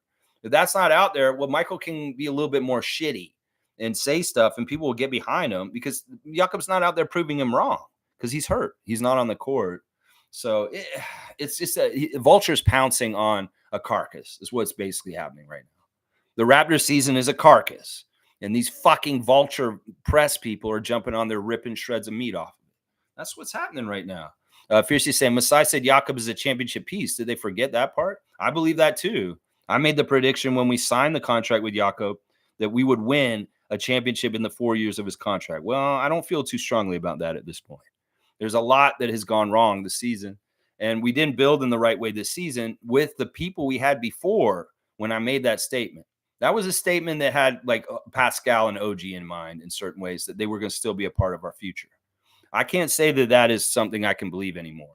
That if we had kept and been successful with the nucleus of Siakam, Schroeder, and Anunoby and the one we had at the start of the season, yeah, I could have seen us been on the path still to get a championship within Jakob's current contract. But I can't say that at this point. We really have gone reset to zero at this point. And if we did it like the way we did without getting all those guys traded out and all the overhaul, we might have had a chance, but not at this point. We restarted. And I can't say that that's going to happen at this point. Nako's saying, I think you need IQ just as much as you need Yak. You need Fred and Yak last year. Well, it's much easier to replace IQ. You can't replace the size of Jakob, Gerald. That's just the damn truth. We can have DJ Carton come out there and run the point guard. He may not do exactly what IQ does, but he's out there and he can handle the ball and do that stuff. We have nobody that can do what Jakob does. That is the difference. And I'm not saying that Carton's going to do the same level as IQ. And I get it. There's differences in that. But the fundamental role of the point guard can be filled by DJ Carton in the absence of Emmanuel Quickley. Kelly Olynyk cannot fundamentally fill the role of the center as well as Jakob does when he's in. It's just a pure size strength thing. Jakob is the strongest Raptor. And, without his strength on the court, we lack strength. And that's a big, big problem right there. Let's see. Nako's saying, also keep in mind that players like Scoot are young. Darius Garland was the worst high minutes NBA player when he was a rookie. Yeah, I don't care about that. I don't have any game in Scoot coming and panning out. I don't give a shit. He could be just like this. If he gets better later on in his career, so what? It's still, he was overhyped. He was way overhyped for what he was. I scouted him correctly when I saw him play the 905 2 years ago. The guy's not a good player. That he's fundamentally bad. He has a bad attitude. I saw him get thrown out of the game, and I was right. And in some ways, is translating right now. In some ways, if he miraculously becomes less of a knucklehead and gets his NBA career and gets to a higher level, he'll never be on the level of Brandon Miller. He'll never be on the level of Victor Wembanyama. And all that hot air about him being up on that tier with those guys was such utter bullshit. In fact, to the point that like Michael Jordan knew he shouldn't draft him. That's how much it was like that. He's like, I'm picking Brandon Miller. Yeah, you're going to go to Portland and be the third pick. I'm not a believer in Scoot Henderson. I think that he has a lot of big muscles and he's an athletic freak and he's got a lot of physical gifts that people get in awe of that aren't actually good for basketball totally. I mean, sure, he's an athlete. He's strong. He can do interesting stuff. But is that a winning kind of player? No, he's not. He's not a winning kind of player. That's part of the problem too. So there's a couple of things I got about him. And I don't know if Darius Garland's the best comparison in some ways. Let's see. David saying, I'm looking forward to the game tonight. Hopefully we'll get to see Thad for a few minutes. That old man did a fantastic job for our franchise. Kudos to you, Mr. Young. There you go. I'm going to give David a dunk for saying a nice thing to Thaddeus Young. Thaddeus Young, you will always have our hearts for crossing over Joel Embiid and making him fall flat on his face. Yeah, I don't know if they'll play him tonight. He's been getting hit and miss with playing time with the Suns, but it's about the same as with the Raptors. It's not like he's getting to play as much as when Jakob was out, but Thaddeus is getting some time in the rotation. There's a good chance we'll see him play tonight. There's a good chance Thaddeus will get in. Let's see. Cool Cat saying Masai said Jakob is a championship piece when he traded for him. Then this year in a presser, Masai said Jakob is a mistake. I'm so confused. Is it timing or trade? I don't know. He never said Jakob was a mistake. He did not say that. You're confusing things. He named his mistakes, Cool Cat, and there were 3 mistakes. It was Koloko, Malachi, and Bruno. He never said Jakob was a mistake. He said, in fact, what he said in that press conference was, Jakob, that's a win, no matter what. I don't care. I'm not going against I'm not listening to what y'all are saying. I don't know where you heard this, Cool Cat, because Masai never said this shit. His mistakes were Malachi Flynn, Bruno Caboclo, and Christian Koloko were his mistakes. Jakob Poeltl, he said, I would do that deal every day. I'm trading a first-round pick for an established starting center. Yeah, I do that every day. I don't understand why people think that's a bad deal. Are they stupid? That's basically what Masai said. So no, that's not right. That's not right. Your press is wrong, and you shouldn't be confused after what I just said to you, because that's not what he said. If you're thinking that Masai said Jakob is a mistake, then you're hearing something from Grange that's a lie, because I've listened to Masai everywhere he said this year, and he never ever said that making that Poeltl deal was a mistake. He said that it may seem like it was a mistake or something like that, but he'd do it over and over again every single time if you had that chance. Because once again, what do we need? We need a starting center. We don't need a prospect that's a high draft pick that's unknown that could end up being Greg Odom. I mean, I don't know where you heard this, Cool Cat. That's not true. Masai never ever said that he's a mistake. David's saying Nick and Fred said we need a big. This team was a mess, so Masai got a big. That didn't work. We moved on. He did what he had to do. Yeah. I think that it did work. When we got Jakob, it worked really well. We were winning really good last year. And honestly, we win really well when he plays now this year too. If we're full strength and we have everybody available, we can beat any team on any given night with Jakob Poeltl and Scotty in the lineup. That's the difference between now and what we had just a week ago. And that's what I'm saying. That's the thing that people need to realize. We have a chance to win any game when Jakob Poeltl is on the court, because he is just that kind of big man center that everything can revolve around, and he can really help us in the very crucial, important, basic, fundamental building blocks of winning basketball, rebounding and defense.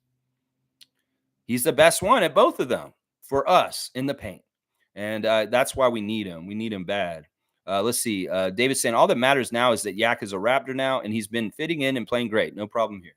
Yeah.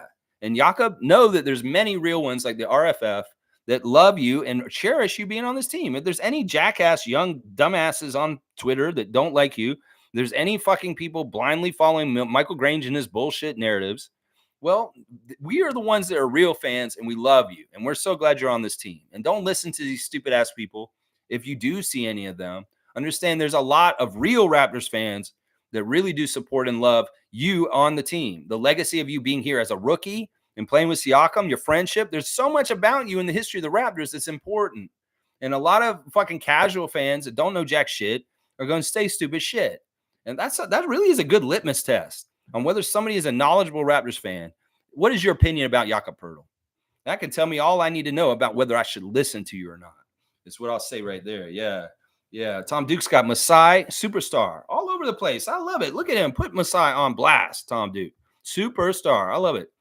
Chris is saying, but can you guys imagine we didn't trade for Yak? Where would the team be now? Or wait, we lose by 41. Oh, God. How can the Yak for 6th pick in a poor draft even be a conversation? There's so many dumb people that think this.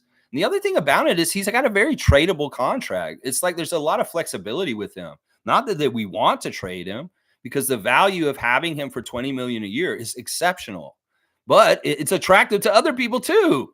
So it's like, if it really is like not the best person to have around, we could trade him, but we won't do that because we're loyal to him. He wants to be here, and it is somebody that's really good on a good value contract. I mean, it's amazing how wrong the takes are on Jakob Poeltl in the trade around the Raptors sphere. There's a lot of people that are actually pretty good Raptors coverage people that are falling for this right now and saying stuff like this. Like Sean Woodley, watch what you think on this Jakob thing. Seriously, guys. Vivek Jacob, Ahmed Mann. These are all people that have said negative things about the Jakob deal that to me are just sound stupid when they say that stupid shit. Because honestly, we can all see the value of Jakob Poeltl being on the Raptors with our own two eyes. And we don't need Rodgers and other press people to tell us whether Jakob Poeltl was worth the trade or not. We can see it with our own two fucking eyes when we see him on the court and what he's doing. You don't tell me that having a 7-foot Austrian center that works like he does on the court is a waste of $20 million. You don't tell me that some kid who's going to come in this draft and the top 6 pick is going to be better than Jakob right away, unless it's the first or second or third pick. If it's anything like if it's 7 or 8 pick, 9th pick in this draft this year, that person's not going to be better than Jakob. Is what I'm going to tell you right now. Yeah, I'm going to tell you that right now. Dim Loud is here. Good to see you, Dim Loud, every morning, 9:30 a.m. talking Raptors. Tomorrow we'll react to the 2 games tonight. Raptors 9:05, Indiana Mad Ants 7:30, Paramount 5 Food Center, and the Raptors playing the Phoenix Suns 9 p.m. Eastern Time. Double header basketball all night long, baby. All night long, all night, all night, all night long. Yeah, singing some Danny Green for y'all this morning. That's right. All night long, all night. Yeah. I'm an 80s jukebox. I'll sing you some Lionel Richie and some Prince. Yeah. Singing some Danny Green. That's right. Din Loud saying exactly. He can be a piece of a good team and a mistake. Regardless, he's good. And we needed him so that the other team's third string centers wouldn't look like Shaq every game they played. Exactly. We've seen the alternative without him. We're going to see it now. What is life without Jakob? Well, you get owned by Yusuf Nurkic. That's what I'm saying. People don't realize this. Now, Kelly will do a good stopgap. Kelly's an okay defensive center. It's much better than having nobody, which we've been in those positions before, where the Zubac absolutely destroys us. People like Zubac dominating us and killing us. That's what I'm saying. This is an important player on the Raptors. Cool Cat saying Rodgers interfering in Raptors and causing us headaches. Glad that Tannenbaum is behind the WNBA and Teresa will be running it. Raptors in precarious situation due to Nepo baby. Yeah, I don't know. I don't want to describe this as a precarious situation. It's just the norm. It's just bullshit we've been dealing with all along on the down low. You know, Raptors have been gaslighted by Rogers Sportsnet for decades. This is not new. They've been doing this for a long time. It's just it's a lot more out in the open. And we all know like kind of the terrain of it now. Before, this kind of shit could have been behind the scenes. We didn't even know this shit was going on. We just are aware of it more at this point. You know, they could have been meddling and making a thorn in the side for the Raptors in all kinds of eras. The Colangelo era, the Babcock era, the Grunwald era. They could have been doing fuckery in the back and behind the scenes. We just didn't know it. I'm telling y'all. Let's see. Cool Cat saying, I hope we can get some length. We were too small in size. We have no redundancy in our team for backup purposes as yet. That's what I'm saying. It's signaling to me, Cool Cat, that we are in tank mode. Because why wouldn't they go get 10 days that are forward centers or centers straight up? We've got all point guards. DJ Carton, Ramsey. These are guards. In some ways, the guys that we've replaced on our team are not going to help and shore up this up. So, are they short staffing us at the front so that in some ways we collect L's? That's what I got to wonder about this. Seriously. It's like in some ways, it's very similar to what we did in Tampa. We did not have the right size to combat other teams, so we lost. We're in the similar place right now with Jakob out. It's his pinky. It's a ligament. In some ways, if this was a season that mattered, he'd be back out there. I'll bet you he would be out there. Let's see. Chris is saying, I remember a loss before the Yak trade. Walker Kessler destroyed us in a Utah game. It was embarrassing. Yeah, Kessler absolutely destroyed us in that game. I remember that game. There were centers that were just picking us apart left and right. They could do whatever inside. It's just like when you play a pickup game. Whoever has a big man, he can dominate the boards. You can go play with your little cousins. Yeah, if you're like an adult and their children, what is going to happen? What is going to happen if they're like teenagers and you're like a full-grown man? What do you think's going to happen out there? That's that kind of shit I'm talking about. We can't do jack shit with Zion Williamson and Jonas Valanciunas. We don't have a bunch of big guys. We have Kelly up there and he's the only one fighting them. What the fuck are we going to do? We're going to get out rebounded. We're going to get dominated in the paint. And that's why it is important to have Jakob Poeltl. We don't want to get dominated in the paint. And I don't understand why people don't understand this. Cool Cat saying, big picture, 3 centers, 3 power forwards, 3 small forwards, 3 point guards, 3 shooting guards. That balanced team with redundancy. That's what Cool Cat was saying the other day. We haven't had a balanced team since the championship team. And that's what she meant. She wants balance in roster positions. She wants depth at each roster position. For a while there, for a couple of years, we were a wings team, all about the middle positions. A lot of small forwards, shooting guards, and power forwards, and not very many centers or point guards on the Raptors roster. In some ways, we want to get more of both. We got a good assortment of different kind of point guards right now, but not really. They're all green and not very, very experienced overall. That's in some ways why I miss Dennis, is because he was that steady backup point guard of leadership. And at this point, now our backup point guard to Emmanuel is DJ Carton, a guy who's barely played in the NBA. It's just how it is. In some ways, we'd like to have more depth at the point guard position as far as capability and experience. In centers, yeah, I like to have 3 centers on this team for sure. Chris is agreeing. Tom Duke is saying 3 second rounds got Steven Adams. Seems like a deal we need. Sorry, I'm stuck on that. But yeah, your theory about intentionally Taddying is easily done by shortchanging your roster of bigs. Exactly. Yeah. I don't think Steven Adams is on the Rockets. You're trying to get Steven Adams on our team? We got Jakob. In some ways, the third center we want is not a vet. Is not somebody who's been around this league. We want versatility. In some ways, we've got 2 old vets now at center. We got Kelly, who's the oldest, and then we got Jakob. And then we need to get a center project. This is where Koloko should have been still sitting in this spot. So we need a young guy that's coming up. And if we draft Zach Edey, he could be this guy.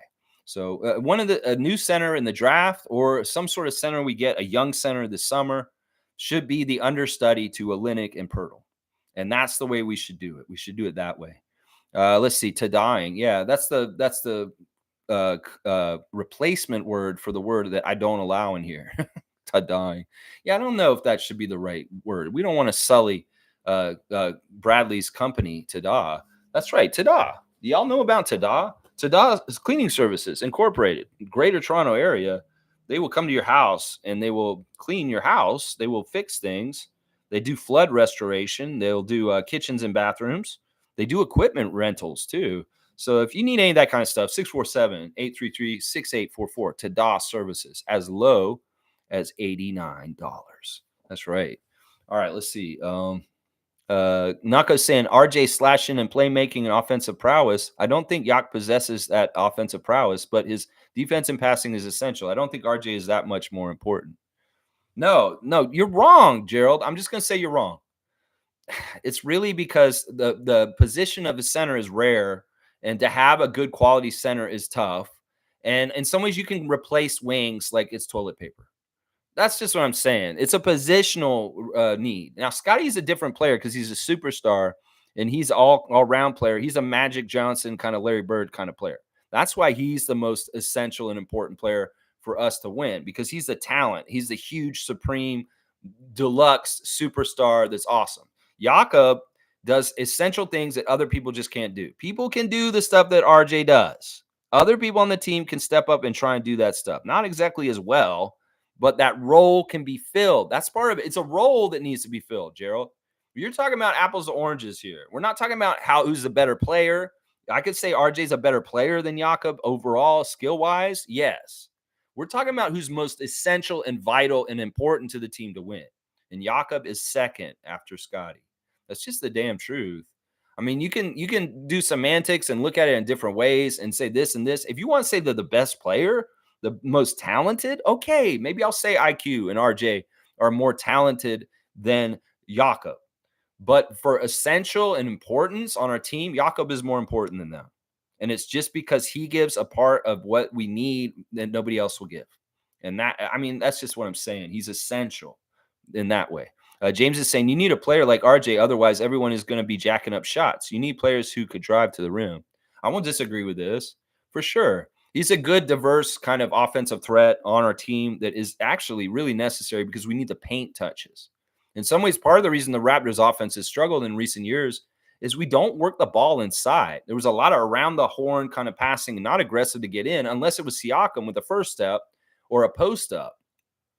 RJ is the kind of player that will drive and get a paint touch, and that will cause creation. And that is absolutely fantastic. He derives a lot of good things happening because he gets attention and he knows how to pass out of it. And that is really, really good for sure. Really, really, really good. G saying, I'm on the 3 center needed train. Yeah, all right. He's with us. He's on the committee with Cool Cat and I like it. Let's see. Many teams have multiple bigs that play different roles, stretch bigs, traditional roles, rebounding, passing. Without Yak, we would be very small every game. Yeah. That's part of the reason why next man up. We need a next man up at center. And Kelly by himself, it's Jonte, the 3rd center right now. In some ways, we can make that argument that in some ways we've got what we want, Cool Cat, because it's Jakob, Kelly, and Jonte Porter. Jonte Porter is the understudy. Jonte Porter is the new big. And in some ways, he's cool because he can shoot the 3 and he's a good passer also. So all 3 of the centers on the Raptors right now are good passers, whether it's Olynyk, Poeltl, or Porter. That's a good thing. So in some ways, we're forgetting about Jonte. In some ways, he's our 3rd center right now. Nako saying, I want a forward and a center from the draft. Well, we'll have to see what happens. We'll have to see where we're picking. We'll have to see how that ping pong ball goes. We'll have to see, because if we keep the pick in the top level pick, we're drafting the best available player. We're not drafting by position. We're going to draft the most talented, best available player if we keep our pick at the top of the draft. If we get in the top 7. We're going to pick the best available player. We're not going to pick by position or need. We're going to pick the talented, most best player. That's what you do at the top of the draft. You don't mess around with things. You take the best talented player, Scotty Barnes, and you don't even think twice about it. That's what you do. That's right. James is saying Barnes is a playmaker. He doesn't attack the rim like that, like RJ. Well, in some ways, I would say this. Scotty could, and he has. He does attack the rim like that. If he sees an opening, if he's coming in transition down the court, you've seen him put on the speed and get past, blow by a guy and dunk it on people. So this isn't totally true. Scotty does have a good first step, and he can get paint touches and do the stuff that RJ does. It's just that he doesn't do it very much because in some ways he's doing other things on the court, and RJ is very good at that. He has more experience, but don't get it twisted. Scotty can do it too. It's just he doesn't get all the opportunities to do it because sometimes he's shooting threes or he's just doing other things like post up. But in transition, watch him. He can put on the speed all of a sudden with a quick first step, get around somebody and throw it down, just like RJ. Yeah. David's saying if there's a will, there's a way. Then there's a way, there will be found. All right. I like this, David. He's optimistic about possibilities with beating the Suns tonight. We'll have to see. Mo's saying happy women's empowerment tomorrow. This is interesting. Monique's bringing up that tomorrow the Raptors 905 broadcast will be the women's broadcast once again. It will be called by all women crew with Lindsey Dunn is going to be the sideline reporter. I'm not totally remembering the names of the ladies who are going to call the game itself. But yeah, in honor of Women's Month, of women's empowerment, they're going to do the broadcast tomorrow for the 905 game with all female broadcast crew. And I don't know if that means also the referees are all female again or any of the other stuff. It could possibly be like that. So we'll have to see. But yeah, thanks for bringing that up, Mo. It's a good note. Yeah, March is Women's Empowerment Month. And very, very awesome, good stuff. Yeah, Jill's here. Good morning, Jill. Randolph saying, Lex, there's a possibility of our team getting 2 solid starters with the draft and the mid-level money pushing others to the bench to strengthen it. I like this. What he's describing. And I think that it's a very good possibility. I think that may be actually the design of the plan that Masai and Bobby have right now. That, it's true. Our team right now is not our team next year, guys. In fact, like I've said before, this is American Idol first week, and they're seeing who's going to go to Hollywood. It's like we're taking auditions right now. And guys like Ramsey and Carton are auditioning for next year. And well, what happens is we're going to make moves. We're going to make some trades, and we're going to draft some people this summer, and we're going to sign some people free agency, and roster spots will get shifted. And Randolph's exactly right. we get more talent out of the team. Well, some of the talent that has to start or is in the rotation right now will not be in the rotation or starting next season because, well, Scotty and Jakob will be back, and we'll get bolstered with other people too, like a draft pick, free agency signing. Yeah. Randolph's exactly right, I think. Fiercely saying, Lex, you may want to follow the singer Kellis, aka Naz's ex, Milkshake. Yeah. She does farming and puts out great content on that topic. Also, organic items and food. That's awesome. She makes that organic milkshake and it makes all the boys come to the yard. No, that's a great tip. I didn't know that about her lifestyle, and I will definitely check it out. Kellis is awesome. Yeah, her milkshake brings all the boys to the yard. It's organic, and you won't have no bad preservatives in it. Let's see. Fiercely saying, yes, like Utah. They have so many tall bodies, although I don't think their record is good. Not sure why. Well, they were overachieving last year. It's really interesting because they did that rebuild reset like we did this year 2 years ago when they traded Gobert and Mitchell. And they got all those draft picks and stuff. But the thing was, Danny Ainge actually got such good assets like Laurie Markkinen and different people that they actually achieved and won more than they thought last year. They were actually a pretty good team when they weren't supposed to be a good team last year. Well, they're more like what they were supposed to be that year, this year. And that's really a part of it. But I agree with what you're saying here, Fiercely. We see teams come in arenas and they look like a basketball team. They look tall. They look big. There's been additions of the Toronto Raptors that have looked small in comparison to the rest of the league. Not with Nick Nurse. We had all those long arm monsters. We looked like a big, huge team in recent years. Now, all of a sudden, we look small again. And that's what's scary to me. Like when we matched up against the Pelicans the other night, every single position they had height on us. All 5 of the starting positions, they had a bigger person on the other side. And if you think about the fundamentals of basketball, well, usually the bigger team's going to win. That is an easy way to handicap a game is, well, let's see which team is bigger than the other team. And at this point, in some ways, I got to give ourselves that penalty for our team because we're undersized without Jakob and Scotty. So in some ways, I got to mark us down already for having that detriment in any fight or game we got coming up soon. And well, tonight against the Suns, it may not be as bad as it is against the Pelicans because of their roster build and their personnel. So we'll have to see. Yeah. G saying, I think Utah's dealt with the injuries this year. Both Kessler and Markkinen didn't play last night. Also, their guard positions don't seem great. I don't really watch, but their bigs are nice. Yeah, I think that they just came more down to earth this season that they should have the season before, and they overachieved. Basically, yeah. I think injuries probably is a huge part of what happened with them for sure. Fiercely Sam, I'm annoyed. I'll have to click on the Raptors show and give them an extra view, so my comment will make up for my frustration. You go, Fiercely. She's got the 2-finger salute for Rogers and the Raptors show right now too. Yeah, I'm with you on that. Samson Falk guesting on that show is a good guest. Samson Falk is still a Raptors content person and just a reporter that I have the utmost respect for. He is somebody that absolutely I endorse what he's saying. If he is saying something that's usually basketball oriented and not speculation or tabloid kind of bullshit like some of these other fucks like Aaron Ben Rose. Nah, Samson Falk's a real journalist. He's an X's and O guy. He's a coach, and he talks about basketball. He doesn't talk about all that other bullshit. And that's why I respect and love Samson. And that's why he should be either in Michael's spot or Blake Murphy should, because him and Blake are very good at their jobs, and they should be the Toronto Raptors Woj. I don't want to see Michael Grange reporting on Jakob Poeltl's surgery in the injury notes. I want to see Samson Falk reporting that this is what's happening. I want to see Blake Murphy reporting it. I'm fucking sick of seeing Michael Grange reporting it. I want to see Samson Falk. I want to see Josh Lewenberg. I want to see Blake Murphy dropping the news. No more fucking Michael Grange on there. That's right. Let's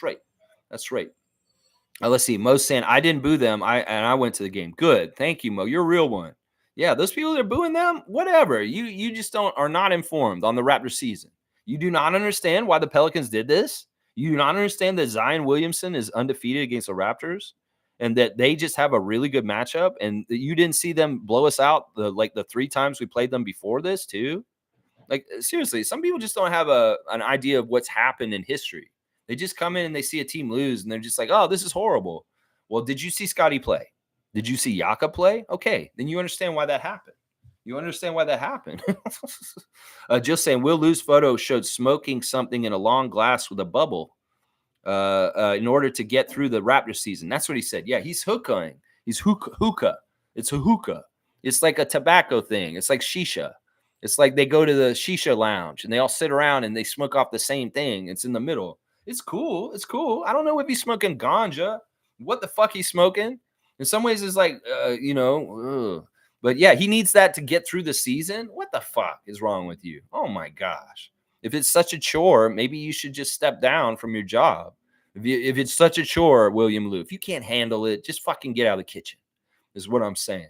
You really need a shisha to get through the season? What? A lot of people liked it. I complained to him into Sportsnet. He sucks so bad. Yeah, it's whatever. It's like he's not a real one. He's not a real one. He needs to smoke to get through it. Oh my gosh. Come on, be stronger. Nako's saying, fellas, who's getting past this lineup? Here's his lineup. Oh my gosh. You already put somebody in there I hate right now. Oh, Aaron Baines. Oh, why'd you put him in there? Stanley Johnson, Rondé, Armani Brooks, and Malachi. Now, first of all, there's 3 guys in this lineup that don't deserve to be in this lineup. I know what you're trying to do, Nako, but these are not the right players for this. Stanley Johnson is an amazing player, an honored player. I love him. Rondé Hollis Jefferson, Jordan. He's amazing. What are you talking about? We can't get mad at hardworking Rondé. And then Armani, come on. Armani doesn't deserve this either. The other 2, sure. Put them on there. That's fine. You could have put all right, if you really want to do this kind of lineup, I'll do it. Malachi Flynn, shooting guard. I'm going to think of a really good one on this one. Shooting guard. I got to think of somebody who's just really was so bad. So bad. Malachi Flynn, definitely at point guard. Shooting guard, I will make oh man, there's a couple. I want to pick the right one. I don't know. I'm going to pick Landry Fields. All right. Malachi Flynn, Landry Fields. At small forward, we'll go with let's go get Hedo Turkoglu. Yeah, put Turkoglu in there. And definitely Baines at center. And then the power forward can be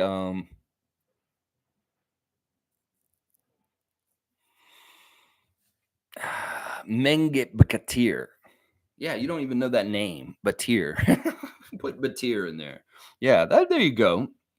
There's my lineup like yours. It's Malachi Flynn, Landry Fields, Mengit Batir, Aaron Baines, and who was the other one I said? I don't even remember. I want to forget them so much. All right, let's keep going. MSJ saying, upon the field of battle, Raptors doth stand, ready to conquer, Sun's fury might. Lo, victory's mantle beckons, as Raptors' valor shines bright against the celestial blaze. Have a good day, people. All right, Braveheart. All right, don't get me all amped up for the game, Chris, with that. Upon the field of battle. All right, Nako's saying the thing is, though, Dennis is a good guard in this league, and I don't see him as a better option than IQ for our team. What? Nako, you're weird with your comments today. No, I was saying Dennis is a good backup point guard for our team. Yeah, I'm not comparing Dennis to IQ. Obviously, we're going with IQ because Dennis isn't here. There's a really sad post on Dennis's Instagram of him and Ellen reunited.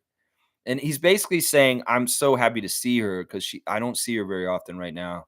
And she flew here by surprise just to sleep and be in the bed with me right now.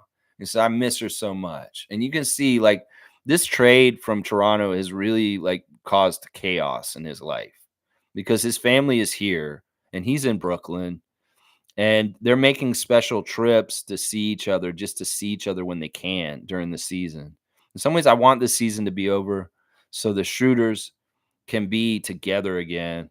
And also the Raptors can be over with this stupid ass season. Because honestly, I'm sad. And I hate seeing this pain in the Schroeder family caused by a Raptor trade. I hate it. I hate it so much. Dennis, you're a real one. Raptors fans will always love you for your sacrifice. In some ways, this is a little bit like DeMar situation. In some ways, we did Schroeder dirty. And I don't like it. In some ways, I'm always going to honor and speak Dennis up. because in some ways he paid a penalty with us, and I hate it. I absolutely hate it. He did everything right. It's not that he did anything wrong. It's just he wasn't a part of our plans and he was moved on. And it really did cause chaos for his very young family. Ah, man, I hate this so much. Oh, I hate it. All right, let's see. Cool Cat saying, I'm now convinced that Scotty is a point guard like a Magic Johnson. I always kept it in the back of my mind when Lowry said Scotty's a point guard. Scotty's a pass first point guard and a floor manager. IQ is a shooting guard. Yeah, I'm still not willing to do this. I mean, the comparison of him and Magic Johnson is great, but I still feel like we're going to miss out. In some ways, it's like this. If Magic had been a power forward his whole career, I wonder what he could have done if he had been in that position in the post. Now, in some ways, he may not have been as dominant in the post as Scotty is right now. That's part of the thing. But Magic did play power forward when he came back from retirement briefly in the 90s. He retired for a little bit, and then he was able to come back. And the Lakers did not use him at point guard at that point. They played him at the 4. And he started posting people and playing a true 4 at that point. I don't know if you remember that, Cool Cat, near the end of Magic's career when he made the really little brief comeback after his HIV announcement. He did come back and play for very, very brief time until Karl Malone made a stink and said, oh, I don't want to be playing with anybody with HIV. If he's bleeding, then I might get it. And being a little fucking shithead, pedophile fuck, Karl Malone. Yeah, I mean, I once again, I don't like the label put on Scott because I think it limits him. In some ways, I don't think he plays any position. I think he plays all 5 of them all at once. But I get what you're saying. I mean, I just feel like it's a limiting thing to say Scotty's a point guard. I think it's limiting him. I don't think that's what he is. I think he's all positions all at once. He can play center, power forward, point guard, shooting guard on any given possession and not at any time morph from 1 to 1. So, I mean, I get it. In some ways, we see the passing viaduct that he is, conduit. The ball goes through, and we see really good things happen in his absence. We don't see it, and we understand better. Let's see. Wayne saying, not so, Cool Cat. Freaks, please no misinformation. Did Lowry say that? I don't know if Lowry said he's a point guard. I don't know. What's the misinformation? Either way, I don't want to pigeonhole Scotty as just a point guard. I feel like that's not fair to him. I feel like in some ways the people that push this narrative are actually not helping him. I feel like that would make him kind of be in a box. And I don't want him in a box. I want him to be absolutely free form, whatever the fuck he's going to be. Blocking shots, playing center stuff. That's not a point guard. Now, we know Magic would do center stuff. He did in that one series when Kareem was out. He played center.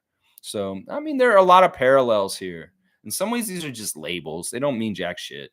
It's like IQ said, the point guard thing is dead. Now, I will say this. You're probably right. As far as Scotty is more of a point guard than Emmanuel Quickley. I will say that. Cool Cat saying, thanks for the clarification on Jakob. I was so confused because I'm of the mind we need 3 centers. Thanks, Lex. Yeah. Masai definitely didn't say that. I think if you may have been confused because he said, if I made a mistake by getting Jakob, well, I would make it again because I believe in having a real good starting center. I think that's what he said from what I remember. He may have said it in a way where you thought that he said, oh, if I made a mistake. No, he said, if I made a mistake. He didn't say he made a mistake. He said, if I made a mistake picking Jakob, well, I would do it again because I think getting a starting center is better than having draft picks. And he's exactly right. Jill's saying, we need more bigs, Cool Cat. She knows that. You don't have to tell her that. She's the number one person in the committee to get more bigs on our team. That's for sure. And Jill's saying, Chris, great Raptor poem, man. You're hired. I don't even know if that's a poem. I think he was quoting Braveheart. Seriously. Yeah, Chris is the GOAT. Yeah, he's pretty cool. Chris is a good guy. He really is. Go get a dunk. All right, you want me to give Chris a dunk? I'm going to give him a dunk because Jill told me to. She's throwing the assist, the lob to Chris. There you go, MSJ. Boom, 35. Kevin Durant number right there. Yeah, and one, David. Okay. Dr. Good Vibes is checking in. I like having the good vibes here every once in a while, coming in and saying hi. I agree 100%. Scotty is a point guard like Magic Johnson, and IQ is a shooting guard before a point guard. Start Scotty at the point guard, IQ at the second, and Barrett at the third. Get a starting power forward. Otherwise, keep the same lineup and start Grady. All right, I want to suss this out. Yeah, I won't totally disagree with you. The only thing is, like, look, because our roster is not that big, and this is a very important topic we're talking about right now, we can't afford to slot Scott at guard. We just can't. We have personnel issues with rebounding and size. Scotty has to play front court. I'm sorry, y'all. It's just essential for our needs to be a winning team. In some ways, Scott's philosophy is I'll do whatever it takes to help the team. I'm so versatile. I can do so many different things. In some ways, the things about passing are overwhelmingly good around the whole team. We got Kelly and Jakob, two of the best passing centers in the league. We got RJ and Emmanuel, who are doing really good driving kicks, and they're good passers too. Like RJ is actually a really good passer. In fact, I forgot to tell y'all this, but y'all are saying Scotty's a point guard. You're saying that Emmanuel's a shooting guard. Well, you know what Darko said after the game the other day? He said that RJ is a point guard. He said that, seriously. He said RJ is a point guard, guys. He said RJ is a point guard. He said that in a press conference after a game recently. I think it was the Charlotte game. He said that. He said RJ is our point guard. Wait, who the fuck is a point guard then? No, they're all point guards. That's why I say this is a pointless system at this point. As much as we had a positionless system before with all long arm monsters, long wings that can play any position, do all the different things on the court, we have a pointless lineup now where everybody can play point. Everybody can pass. Jakob is the hub. Scotty is maybe the best passer out of all of them. Then you got RJ, Emmanuel. If everybody can pass in the lineup, it's a pointless lineup. That's why I called it the pointless lineup. Because in some ways it's confusing. We can't really just determine and say this person's the point guard because that's not how we run things in this team at this point. We got people getting assists all over the place. As I've said, any given night, a different Raptor could be leading the team in assists. One night it's Emmanuel. One night it's Scotty. One night it's Jakob. One night it's RJ. And that's what I'm saying. The labels are just semantics. They're just labels. They don't even matter anymore. Emmanuel said the term point guard is dead, y'all. Emmanuel said the term point guard is dead with our team because all of our guys are playing point guard at any given possession. Whether it's a Jakob as the hub at the top of the key, whether it's a driving kick from RJ, whether it's just a very specific setup play by Scotty directing at the top of the key, looking like a point guard. They're all point guards at this point. And like once again, I don't want to pigeonhole Scott with a label that just says you're a point guard, just do point guard stuff. No, we need him to be a power forward too. We need him to go down there and get position and make make post plays because that's his best shot. You know, he's a great 3-point shooter. He's great at drives, but you know what? He's best 70% shooter when his back's to the basket and he's got a smaller defender on him. I mean, if you have that kind of talent and that kind of post play and it's so effective, you would be stupid not to go there first. Seriously. In some ways, that's why I say you don't want Scott bringing the ball up the court because you want him to get down the court and get position in the post to take a big high percentage shot and power our offense.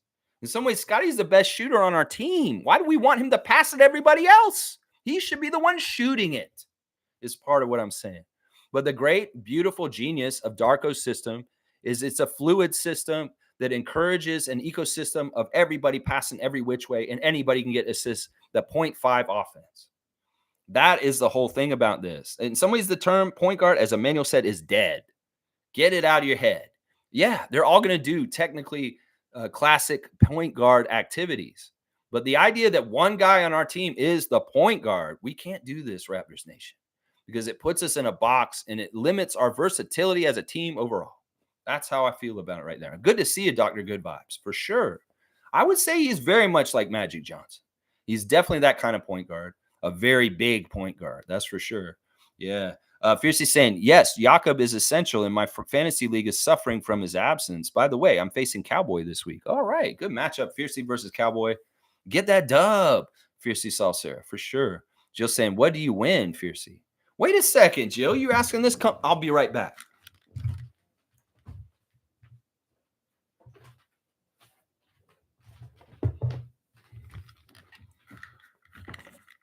All right, Jillian, because I don't think you knew this and you haven't seen it, but our commissioner of fun, Trevor J., has sent me the prize for this year's fantasy team. And it is this very beautiful miniature Larry O'Brien. Whoever wins our fantasy league is going to get this sent to them. It's a mini Larry O'Brien trophy, the nice display case. Here, look at it. It's in the bag still. I'm not going to bring it out. This is the trophy that whoever wins our fantasy league is going to get this, and they can have it in their house. And this is literally a Larry O'Brien for winning our fantasy league. Not only that, you get a championship ring too. A good old championship ring. You can thank Trevor J for sending this to me in the mail for a prize for our Yahoo Fantasy League. So, Jill, that's what you win. Right there. I just showed you. That's what you win. That's right. G saying Scotty could be a point guard, but just keeping it real, his handle needs more work to become a full point guard. Needs to learn how to dribble out of doubles and break down defenses. Top point guards are crafty with their handles. I think this is true. I think that everybody can improve their handles and their ability with ball handling, maybe unless you're Kyrie Irving. No, I think this is true. I think this is true. In some ways, the passing acumen of him is sometimes not the best decisions. Some ways, Scotty's still a very risky person with the ball. He likes no looks.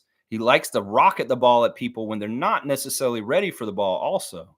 So there's a lot of improvement he can make with his passing and maybe sussing out. Like, I know a lot of it is gut reaction.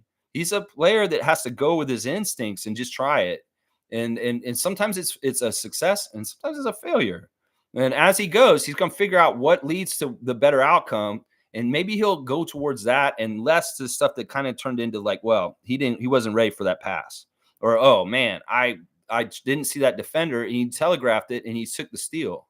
You know, that kind of stuff gets figured out in video. And I want to say this, Scotty has cleaned up his game in his 3 years as a Raptor so far.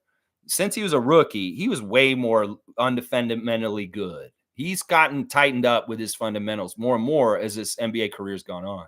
In the beginning, he did a lot of shit. I was like, that's not going to fly in this league. You better unlearn that habit right now. And the more he's just simple, not as flashy, and just doing winning plays, the better. I mean, I get the flashy stuff's entertainment. It's fun. The look back when he does the dunk is absolutely unnecessary. I hate it. But in some ways, it's like part of the new NBA and just being a shithead, like kind of talking trash kind of bullshit. But I get it. That's his signature thing. People enjoy it. To me, an old head is kind of like useless and absolutely not something I condone. But if he wants to make it something he does where he looks back, that's the kind of shit I want him to clean up.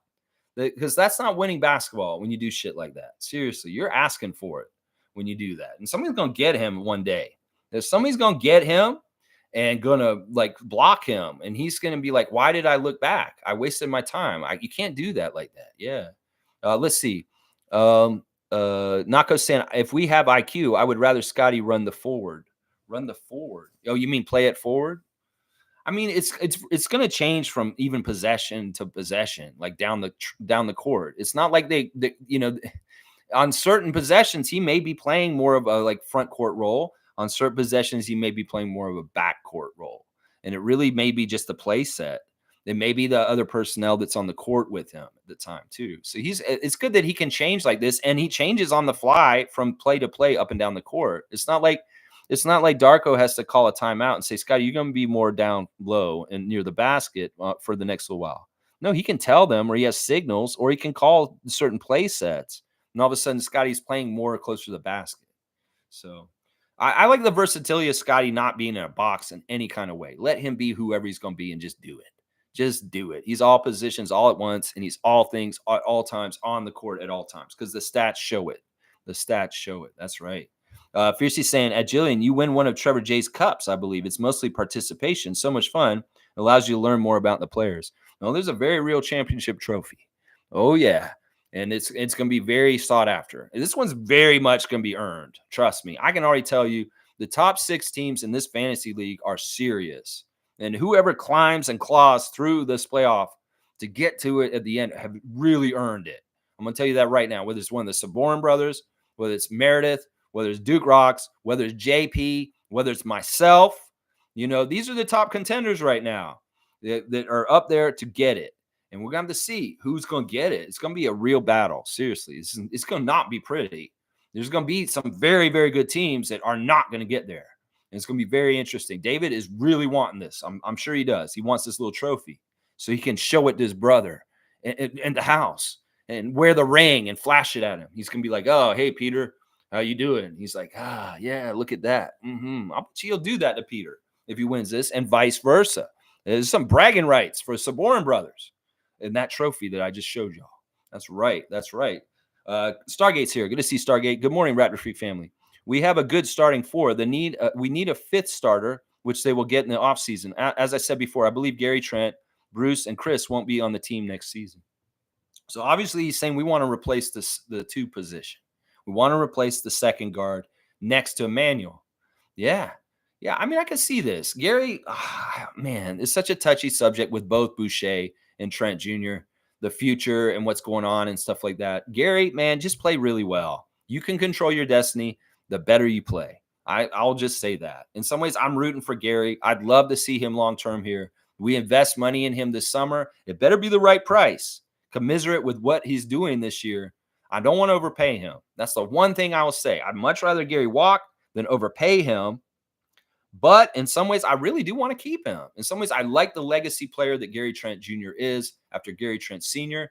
And I also like the friendship he has with Scotty. And I also like that he is a true real one. Like in the category with DeMar and Pascal, he loves Toronto. He wants to be here. He wants to play here. I know this for a fact.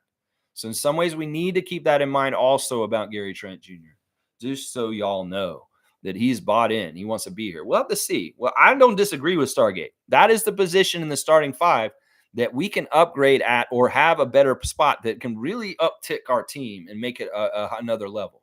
For sure, that 2 spot. We've got the 4 starters already. Otherwise, in some ways, Gary's auditioning for that spot for next year, and he's got to get to it. He's got to get to it. Let's see. Jill's saying 11 o'clock. All right. And it's 11:20, so I'm 20 minutes behind. That's not bad. Drink water. All right. I'll do it. Smash the like button. Cool Cat saying Raptors blow up has caused so much emotional angst. I can't wait for the season to be over so I can reset my emotions. I hate it. I know, but it's our choice to do this. I'm not that upset about this. I'm very realistic about it. I understand this was probably, somewhat's going to happen. I'm amazed at the teardown, just how much we've gone down from where we were. I was hoping we could keep at least one of the guys that we traded between Siakam and Anunoby this season, but that wasn't to be. And it is what it is. We pick up the pieces, we go forward, and we progress, and we enjoy the journey of development. In some ways, everybody wants to be championship or bust. Well, that's just not realistic. And in some ways, the joy in watching the Raptors right now is the little upticks in progress and growth we see in our young players and better win outcomes as time goes on. And that's just what it is. Cool Cat, I'm with you. I want the season to be over. In some ways, we could just be done with this season. If we could fast forward these last few games for the rest of the season, I would. I would definitely do that. Yeah. Stargate saying, I believe the Raps will get a pretty popular name free agent in the offseason and maybe keep a couple of current development players like Jonte and Oshai. Yeah, I can see that. He's saying, he's got his lineup. Yeah, I can see that. I mean, we may get a name this summer. Obviously, a priority is to tie up IQ and give him the right contract because honestly, he is going to be on our team next year. I can tell already, unless something really weird happens with not matching money with somebody else's offer, he's a restricted free agent. Emmanuel Quickley should be on the Raptors next year. So that is a chunk of the money we got to give, but there's still a big chunk that we could give for another guy. That we'll have to see how much is freed up and who's available. Masai's looking to see what could happen this summer. Will there be a story like Dame Lillard this summer or Kevin Durant the summer before? We'll have to see. And can Masai be an opportunist and make light of a bad situation like Kawhi's situation in San Antonio 5 years ago? Yeah, that's 6 years ago, actually, I should say. Yeah. Let's see. Your lineup of bad players is Yogi Stewart, Jerome Moiso, and Menke Batir. I loved Yogi Stewart. I thought Michael Stewart was actually a pretty good player. He wasn't too horrible. He was limited. He was a shot blocker and a good rebounder. But he did good stuff for us at the time when he played for us. He was not totally horrible. Moiso and Batir, yeah, those guys are like that. Jill saying, Chris, your pros is right up there with Wayne. Maybe at some point there can be a contest. No, we don't want a Raptor Freak talent show, like a referee talent show at the All-Star game. That'd be fun. If they did an NBA ref talent show at the All-Star weekend, I'd tune in and watch that. That'd be hilarious. Maybe we'd like the refs more because we could see they're talented. Murat Kugat, he pulled a rabbit out of a hat. Oh, I'd love to watch Murat Kugat do magic in front of everyone. That'd be so fun. I'm going to see Natalie Sago come out and juggle in front of buddy. Hey, I'm juggling. All right, let's see. I think she's the one who juggles. No, it's Mosier. Danica is the juggler, I think. See, I know a lot about the refs. Let's see. Who's next in the chat? No, no, no, no, no, no, no, no, no, no, no, no, no, no. Okay, here we are. Cool Cat is saying Scotty still has his Instagram handle as point guard. I say give the kid what he wants. Either way, it's just a label. In some ways, we can argue about something that doesn't even really matter. It doesn't change how he gets played. It just changes perception. In some ways, I think it's better if we think he's a front court player. And the reason why is, well, it was evident for the All-Star votes. There's only 2 spots for the All-Star in the backcourt. He has a better chance of making more All-Stars if we shape him as a forward, Raptors fans. I hope you guys know this. Seriously, there's 3 front court spots for the All-Star game. So if you want Scotty to get more All-Stars in the future, we should start calling him a forward. I can make that argument right there. There's a practical reason why we should call it. Yeah, Scotty's had that on his Instagram, his Twitter account forever. Point guard. He just hasn't changed it. In some ways, he may have had that intention a while back, but it may be not totally where he's at. I mean, as far as the way he thinks about positions. I think that Darko and his scheme has made him kind of revolutionize his idea about what he is as a player. He may not think that anymore, even though it's still up there.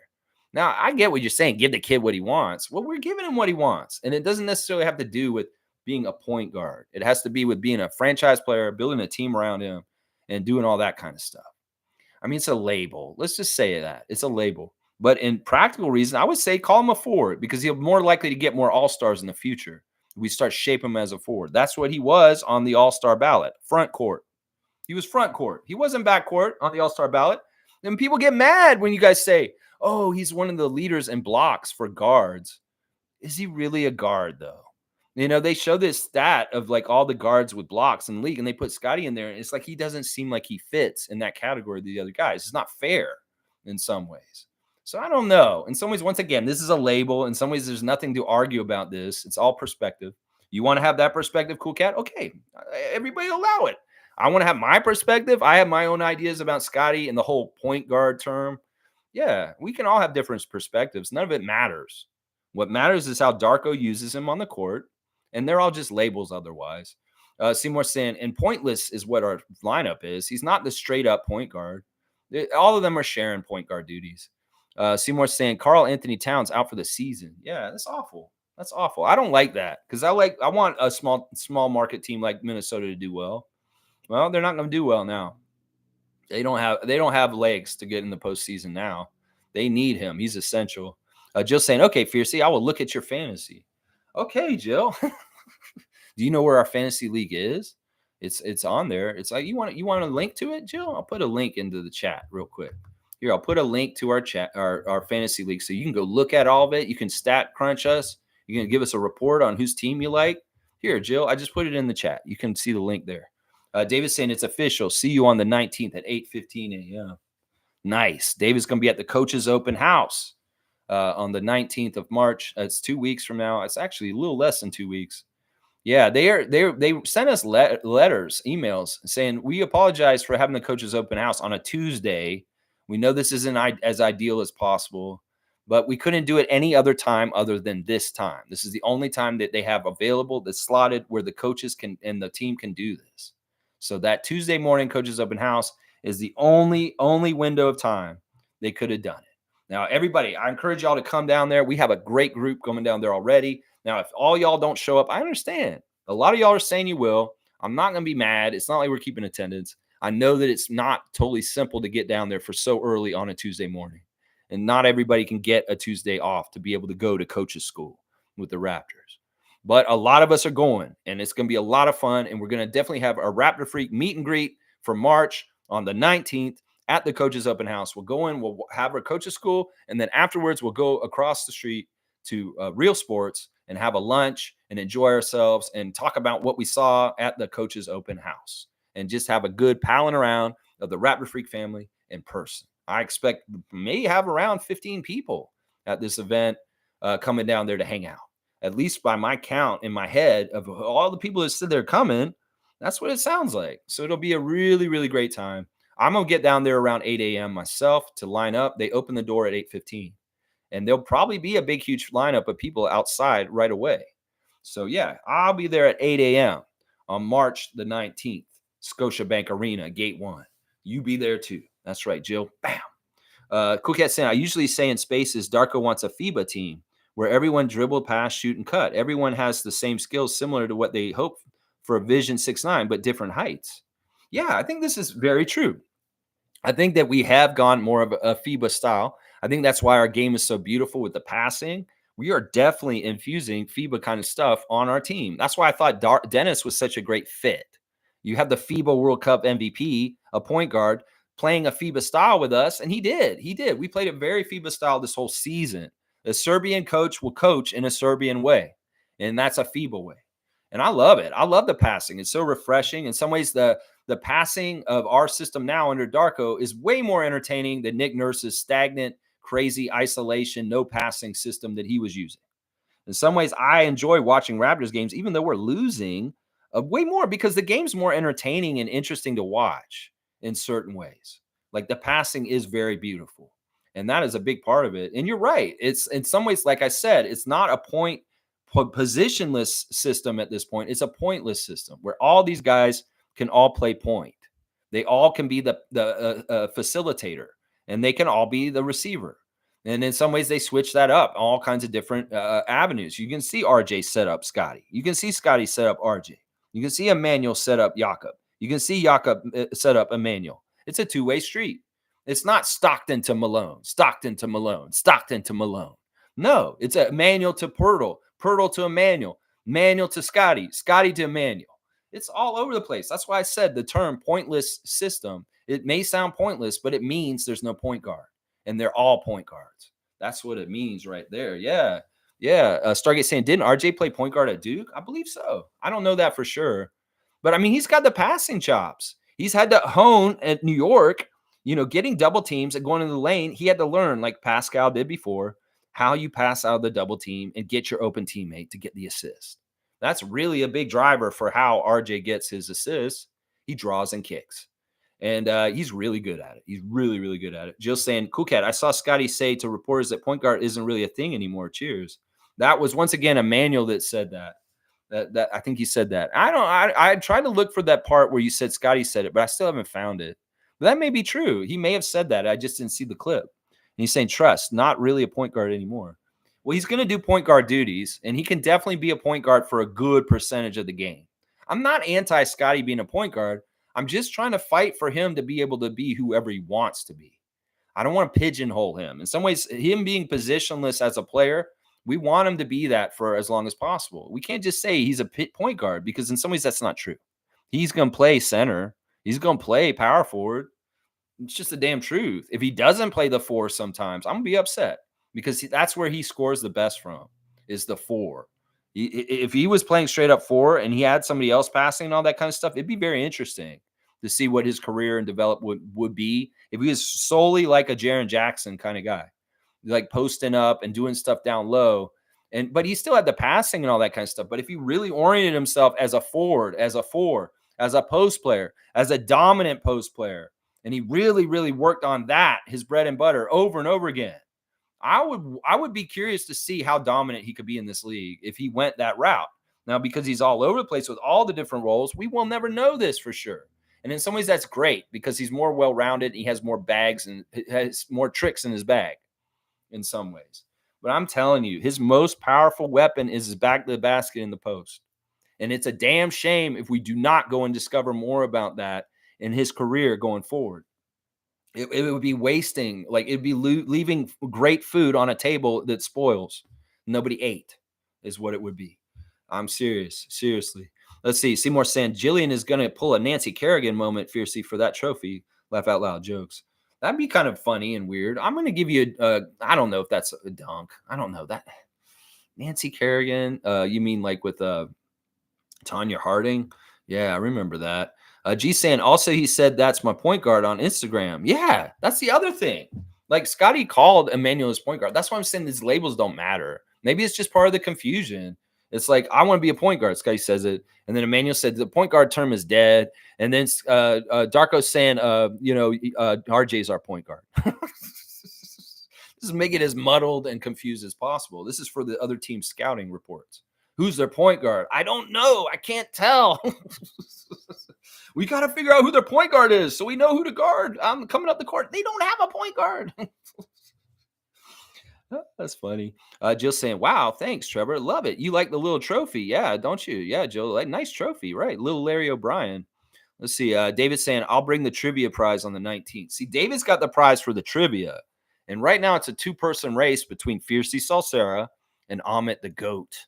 Yeah, they're tied at the very top of the trivia right now. And I don't know what the prize is because David hasn't brought it to me yet. The prize for the trivia is going to be good. I know it will be. David, don't tell me.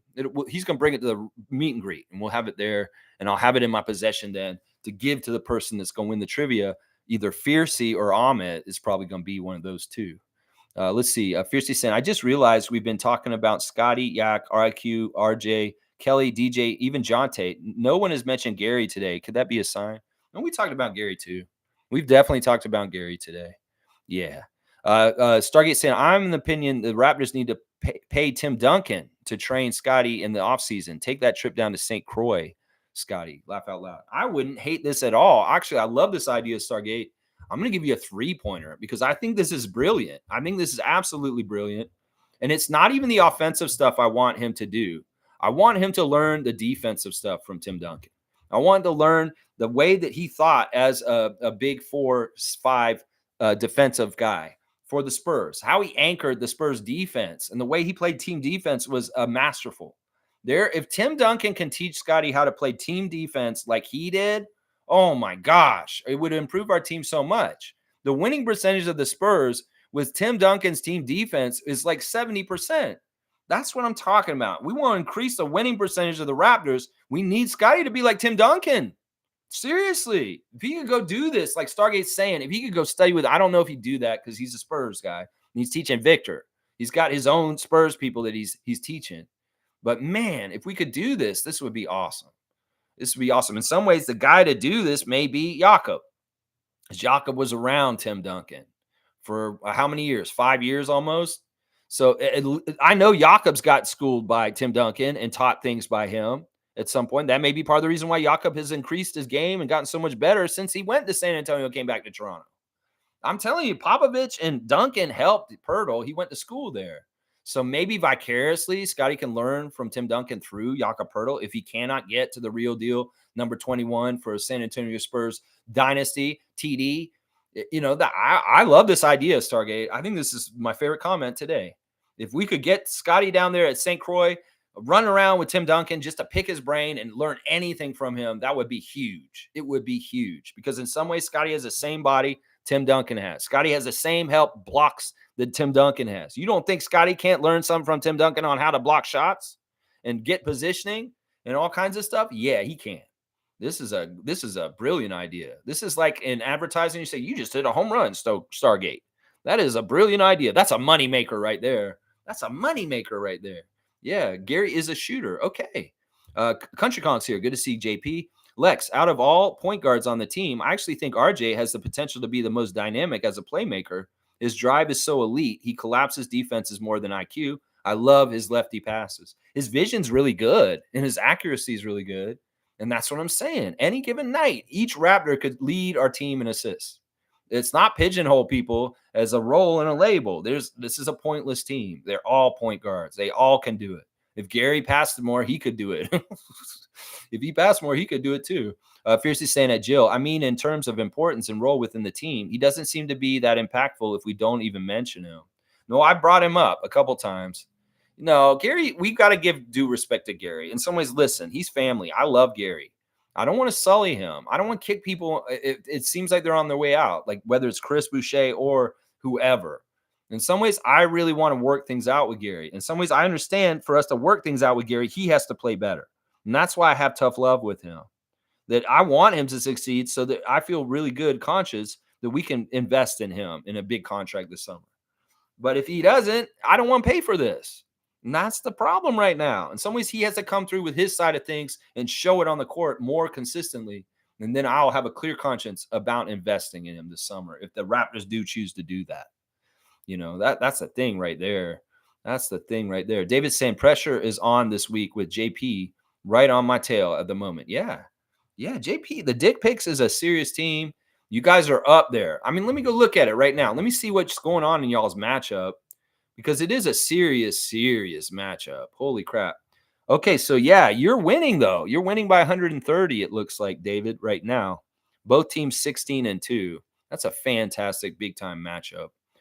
There's also Meredith and Duke Rocks, the two champions, the WNBA champion versus the Yahoo champion from last year. Duke has got about 150-point lead on Meredith's team right now. Meredith is the WNBA fantasy champion, and Duke Rocks the NBA champion from last year. So yeah, very big marquee matchups with JP versus David and Meredith versus Jason. Those are big matchups right there. Yeah.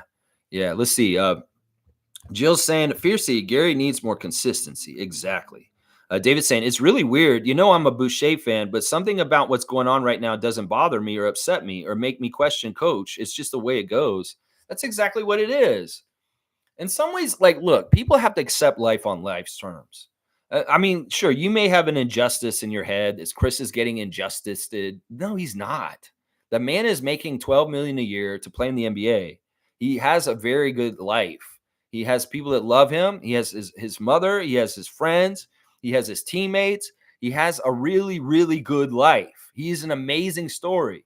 When you think about what his story is coming from Montreal and the ups and downs of his life and what he's been through, he is an amazing Canadian success story, just like Nab Bhatia, the Canadian dream. Chris Boucher is the epitome of the Canadian dream. And in some ways, every day with his life, he has to pinch himself that life is so good. He could get mired and all upset and angry, but what's the point? In some ways, this is making me think of the DeMar episode with Dwayne Wade this week. DeMar talked about being on the Raptors early in his career, about how he was angry all the time. And I remember this period. DeMar DeRozan always had a mean mug on, and he was just pissy. And it wasn't like he was mad at Toronto. He loved Toronto. He loved being in the NBA, but he was uncomfortable. And he was dealing with a lot of things on this under the surface that he didn't realize were making him mad from his past, growing up in Compton, the losses of people in his life, the trauma, the different things he went through. He didn't never deal with it until he got to therapy and he talked about it. This is a whole big thing that him and Dwayne Wade are talking about in that hour-long Dinners with DeMar episode that came out this week. Well, this is the thing. You got to be at peace. Chris could be like DeMar in his early career when he was just irrationally upset all the time. And DeMar said, I didn't want to be upset anymore. I didn't even understand why I was so mad. It was a lot of unprocessed shit from my past that I had not gone through. And when I got into therapy and I talked about it and I got it all out of me, man, did I get lighter. Man, did I feel better. That's the thing. You can be in a situation that you don't exactly like Chris is, where you're not getting playing time. But in some ways, why get all angsty and upset about it like DeMar did? It really fucked with his life. He was miserable and unhappy, and he didn't have to be. And he realized letting go of that kind of stuff and just kind of breathing and just accepting life on life's terms and the way it is right now sometimes is the best option. And that's what I'm saying. If Chris is able to be okay in this position and what's going on with him right now, his fans should too also. Like David. David is number one Chris Boucher fan on this channel. He has his jersey. He goes to games with Chris Boucher's number 25 on there. And if he's come to grips with the reality of right now and he's okay with it, all these other people that are half the Chris Boucher fans that David is should be okay with it also. It's just the way the NBA is. It's a business. And every player, unless you're Scotty Barnes, is going to go through periods where you are going to be bench, you're going to be rotation, you're going to be a starter, you're going to shift in different places and different things. And it has to do with coaches changing. It has to do with, injuries. It has to do with guys that show up all of a sudden and they may take your spot or your minute. It's just the NBA is always like this. And we can all have designs. He's a fan favorite. We love him. Y'all are going to chant, we want Boucher at the end of the game. That's great. I love the love y'all are showing towards him. But don't take that love you showed to Chris and get angry at the front office or Darko because he's not getting played. They have a plan. We got to trust our team. They got to do what they got to do. As much as they didn't play Otto Porter for certain games at certain times and everybody was mystified about it, well, there's a little bit of that going on right now with Chris. And if David's okay with it, other people should be getting okay with it too. DeMar was not okay with things. He was irrationally angry all the time in his early years on the Raptors. He needed time to feel love and happiness and clear the bullshit in his head from his past that he never dealt with. If Chris is smiling and he's happy, most of all, he's dealt with his shit and he's in a good place, even if he's not playing right now. I mean, let's not get it twisted. This guy makes $1 million a month to play in the NBA. Seriously. I mean, every competitor wants to play, sure, and he would prefer to be out there. But honestly, it's not like he's under hostage or he's unhappy or he's this or that. It's just what it is. And in some ways, maybe he's ready for the next chapter because he understands this. And maybe it's going to be a very interesting summer for him. And we'll have to see what happens. He may be very much looking forward to the next chapter and being able to get somewhere where he feels like he can get to play. We'll see. Maybe he does play tonight. Maybe Darko is listening. We'll see. Mo's saying W stream Lex all around. Keep at it always, despite our situation. Always supporting you Raptors for life. That's right, Mo. That's right. We can wish for the best. We can just be a supportive fan base. Let's not be assholes and stick them in the back when they're down. There's a lot of people that are going to do that. And they're going to say they're Raptors fans, but they're not. You hang with your team no matter what. If you don't like the Raptors right now and you're going to go root for another team because they're doing better this season, you're not a real one. That's just how I got to say it. Seriously. If they're disposable, depending on whether they're winning or not in your life, you're not a real one. That's just how it is. That's just how it is. Country Kong saying, I actually wanted to mention Darko's interview to you. He did say RJ is a point guard. I love Darko's vision for RJ. I see it too. He's a little more safe with the ball than Scotty and throws great lefty passes. I think this is accurate. I think that in some ways I would say this. Yeah, I mean, Scotty's not horrible. In fact, he's worked really hard on getting his turnovers down. He made more turnovers his first 2 years in the NBA. And this year, he's been a lot better with being safer with the ball than years past. I have to give Scotty a lot of credit for that progress. I've seen it. A casual fan may not see it completely, but I've been paying attention, Scott. You're really trying to limit your turnovers. I can get it. Every time you turn the ball over, you're mad. And it's not that he's mad at the person who didn't get the pass. He's mad at himself because he's added another turnover. He doesn't want them. He does not want them. I'm glad that you brought it up too. Yeah, I forgot about this. This wasn't recently when he said RJ's a point guard. It was sometime last week, and I just kept forgetting to bring it up. But we brought it up today. Jill saying Gary Trent does a lot in the community. Yeah, he's a real one. His dog's name is Six. He has Toronto tattoos on his body. You don't get tattoos and have this kind of ensconced. Like I said, the reason why Gary loves Toronto is because to him, it was a place his dad played in the NBA. That's a huge thing. That's a huge thing right there, that he's playing for a team that his dad played for too. And then the other one is when he came here as a kid, this place was a magical place to him and he fell in love with it. So he has a true love with our city. I know a lot of people. I had friends that I brought up from Florida when I lived down there to visit Toronto. And when they came up here and they saw the city and the tower and how modern it was and just how vibrant and exciting Toronto was, they became enchanted with it. And they came back to Florida and said, Toronto is one of the coolest places I've ever been. I'm telling you, Gary has a real, true 100% love for our city. And that's not fake. It's a real thing, guys. It's a real thing. David's like dapping JP. The competitiveness is strong. And David loves competing. And that's why he has a lot of respect for an adversary like JP this week. Yeah, Country Kong. Jill saying Jack Armstrong always talks about RJ. Hang on, why'd that jump? Jack Armstrong always talks about RJ protecting the ball all the time. Yeah, his strength is really good. He gets hit with so much contact, and he does really well finishing with the people hitting him, grabbing his arm, hitting the ball, and he gets through there. And he's quite often very successful at converting, considering how much energy is coming at him and grabbing him, and the rest don't pay attention to. He still finishes. I'm really impressed with RJ and his strength of holding on the ball. Cool Cat saying, I want us to get a Wemby air greeter on our team.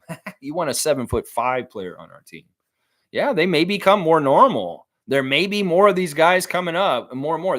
He has a brother. I think his name is Oscar Wembayama. He's coming up next, apparently. Jill saying, Nancy Kerrigan. Oh, I just got that, Seymour. If the fantasy trophy is given sooner than later, I might have to shoot for next year. Jill, well, next year maybe you should play.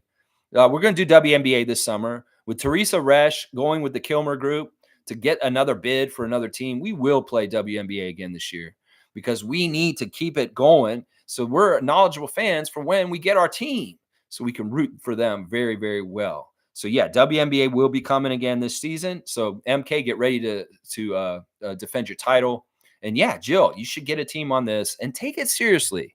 Get into it and actually be a very active manager. I wish they do WNBA on Yahoo. I don't know if they will. This is kind of annoying. I know some of y'all said you don't like the fantasy on ESPN. And I agree. If they did WNBA fantasy on Yahoo, which they should, you jackasses, I'd be using that. But if they don't, we're gonna have to do it on ESPN, unfortunately. But Yahoo, really seriously think about it. Yeah, really think about it. Country Kong saying my reign in fantasy was fun while it lasted, Lex. I have so many injuries right now. David and Peter, respect. You guys are no joke when it comes to fantasy. Looking forward to WNBA fantasy also. Dude, you're no joke. You went undefeated the longest out of everybody in this season. And that is not a slouch. I mean, there's, like I said, this league has been very fun. It's a mixed bag of variants as far as competitive teams and people that aren't really playing. But seriously, some of y'all's teams, you guys are really kept up with it. You've made this ultra competitive. I'm not lying when I say this is the most competitive fantasy league I've ever played in, ever, in any sport. It doesn't matter if it's fantasy football or anything. This is the most competitive fantasy league I've ever been in part of. Seriously. There's so many good top teams that are just nasty right now. Oh my gosh. David saying, I have never played in fantasy league before. Last year with the Rapid Freak family was my first one. Nice to see many more being active as of late. There you go, David. You're a natural. I mean, you're just a competitor. You're going to get in there and compete. Yeah. Most saying he has a right, Jillian, in reference to Jack on RJ. Jill's thumbs up. Jill's saying, wow, I'm looking. This fantasy will need some study. Wow. There's a lot to it, Jillian. There's a lot to it. And you can look at all our different teams and stuff in the divisions and see we already have 7 of the 8 playoff teams in there. There's only one playoff spot left. And that's it. Seymour saying, who the hell named their team Dick Picks? Womp, womp, womp. That was JP. That was Country Kong. He named his team the Dick Picks, and he has Grady as his picture. The Dick Picks is his name of his team. It's a great name. Honestly, I can't get mad at him. I don't even know if he has Grady on his team. Who has Grady on their team? I don't even remember who has Grady in our league. Who has got Grady on their team right now? It should be JP. JP should have him if he's going to have him on there. I think he does have him. Let me see. Let me see who has Grady Dick. If it's JP, then we know it's the right team. No, it's Duppy. Duppy Conquerors has Grady Dick. Yeah, Omari. He played really strong last year, but he hasn't been playing as strongly this year. Omari Parsons. Yeah. All right, let's see. Seymour saying his money's on the Saboran Stars. That's Peter's team. Peter's team, the Saboran Stars. Yeah, that's Peter's team. Yeah, he's tough. They've all beaten me. My 4 losses are to the 4 top teams. I lost to JP. I lost to Duke. I lost to David, and I lost to Peter. Those are the 4 losses. I've beaten everybody else in the league except for those other 4 teams. Yeah. David's saying, laugh out loud, he has no chance. I'm going to crush my brother like a rotten grape on the ground. That's hilarious. I'm going to give you a dunk, David, for that. That's hilarious. That's so funny. Now, you're going to smash him on the ground like a rotten grape. That's way better than the pumpkin smashing the other day. I'll just say that. The grape makes it funny because it just sounds silly. And it's not as like visually like appalling to me as the pumpkin comment you made a couple days ago. Yeah, I like this. You're gonna smash his head like a rotting grape on the ground. That's so little. Neil's here. Good to see Blackhawk. Gary Trent will resign. Our shooting will get better with quickly. Gary and Grady and RJ and Scotty and Oshai and Kelly will be the bonus on shooting. I like Blackhawk saying this, and I'm gonna give him a dunk because he's supporting a future where Gary Trent goes forward with us. And I'm with him. I really do want to make this work. I'm giving you a dunk, Neil. I like you saying that. That's a real Raptor Freak fan take. We want to keep Gary on our team because we love our family. That's right. Cool Cat saying, yes, we need a WNBA Toronto team. Currently, I root for Indiana Fever. I gave Aaliyah Boston plays there. Your favorite. I need to come home. Yeah, root for the Toronto WNBA team, which will not have a name that has to do with the Raptors, since there'll be another ownership group. They'll have to get a whole other kind of motif for that team, nickname, and maybe even colors. I don't know. I don't know how much they'll try and match up with our team. We'll have to see. Yeah, it'll be fun. Now, your Indiana team's going to be fun still because they got the number 1 pick, and it looks like Caitlin Clark will be playing for them next year. So don't go totally away from Indiana Fever.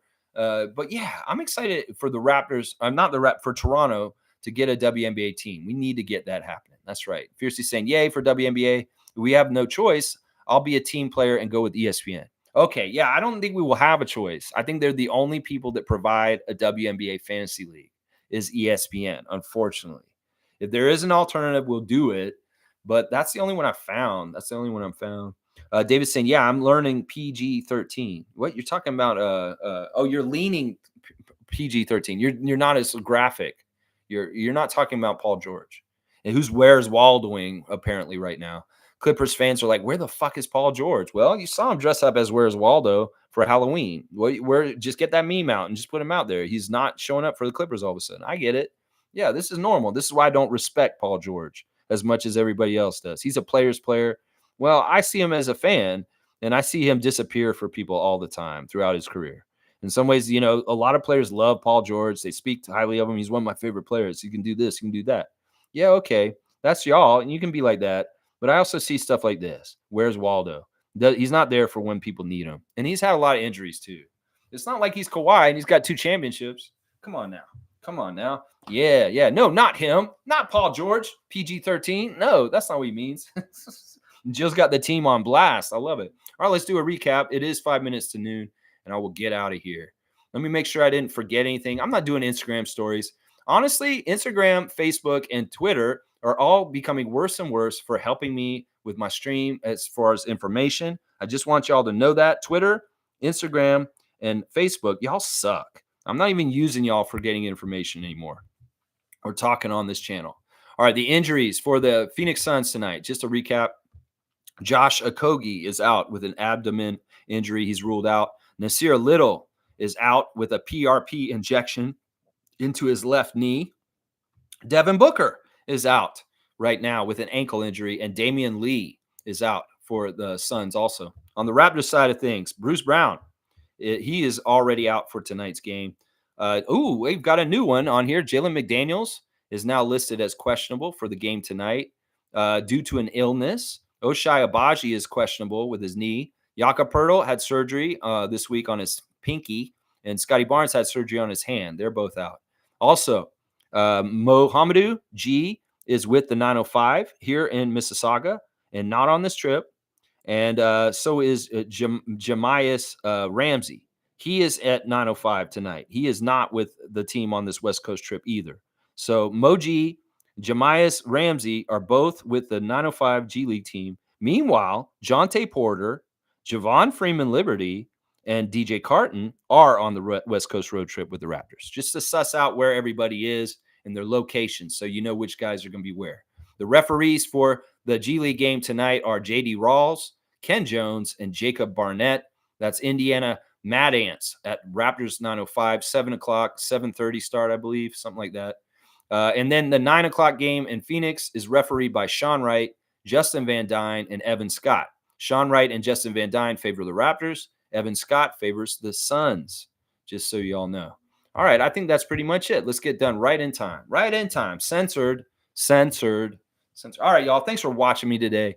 I will say this, Raptors, if you want to beat the Suns tonight, you have a chance, but you have to make your shots. You have to limit your turnovers. You have to play together and communicate on defense. You got to try and win the rebounding battle, and you got to try and stop them in the paint. We need to have some sort of paint presence, Kelly Olynyk and other guys. You guys can try and not let them score so easily in the paint. We may have a chance.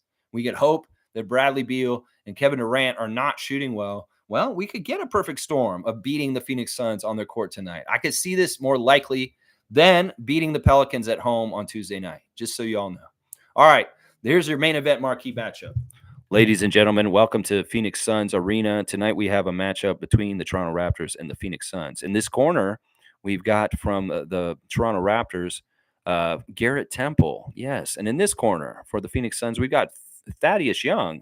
And this is going to be a mentoring competition. Who's can mentor their team the best? Will it be Garrett Temple mentoring the young Toronto Raptors, or will it be Thaddeus Young mentoring the young Phoenix Suns? Well, it's a mentoring competition between Temple and Young. That's your main event marquee matchup tonight. That's right, Jillian. Someone has to smash the like button. Okay. Thank you, y'all. Please like, comment, share. And what's the other one? Please like, comment, share. Oh, and join if you feel like it. Join the channel. Membership has its privileges. You can get involved in our Facebook chat, which is breaking news all the time. We got stuff coming in there, sometimes repeatedly. You might see Monique, myself, and Trevor all post the same thing hours apart. And some ways I would say that, let's look and see what's already posted so we don't have so many repeats. There's been a lot of repeats in the Facebook chat, just so y'all know. I understand if both of y'all are posting the presser for the practice at the same time, we'll see them at the same time. But seriously, I would ask everybody who's posting in our Facebook chat to limit how many things are getting repeated as posted. There's a couple things that are old news that are coming up on our Facebook chat that is not new. It's like 5-day old news that was actually posted on the chat 5 days before that's getting posted again now. So I'll only ask, please, let's try not to duplicate posts. Let's put this stuff in, and then we know that's new and it's not something we already seen.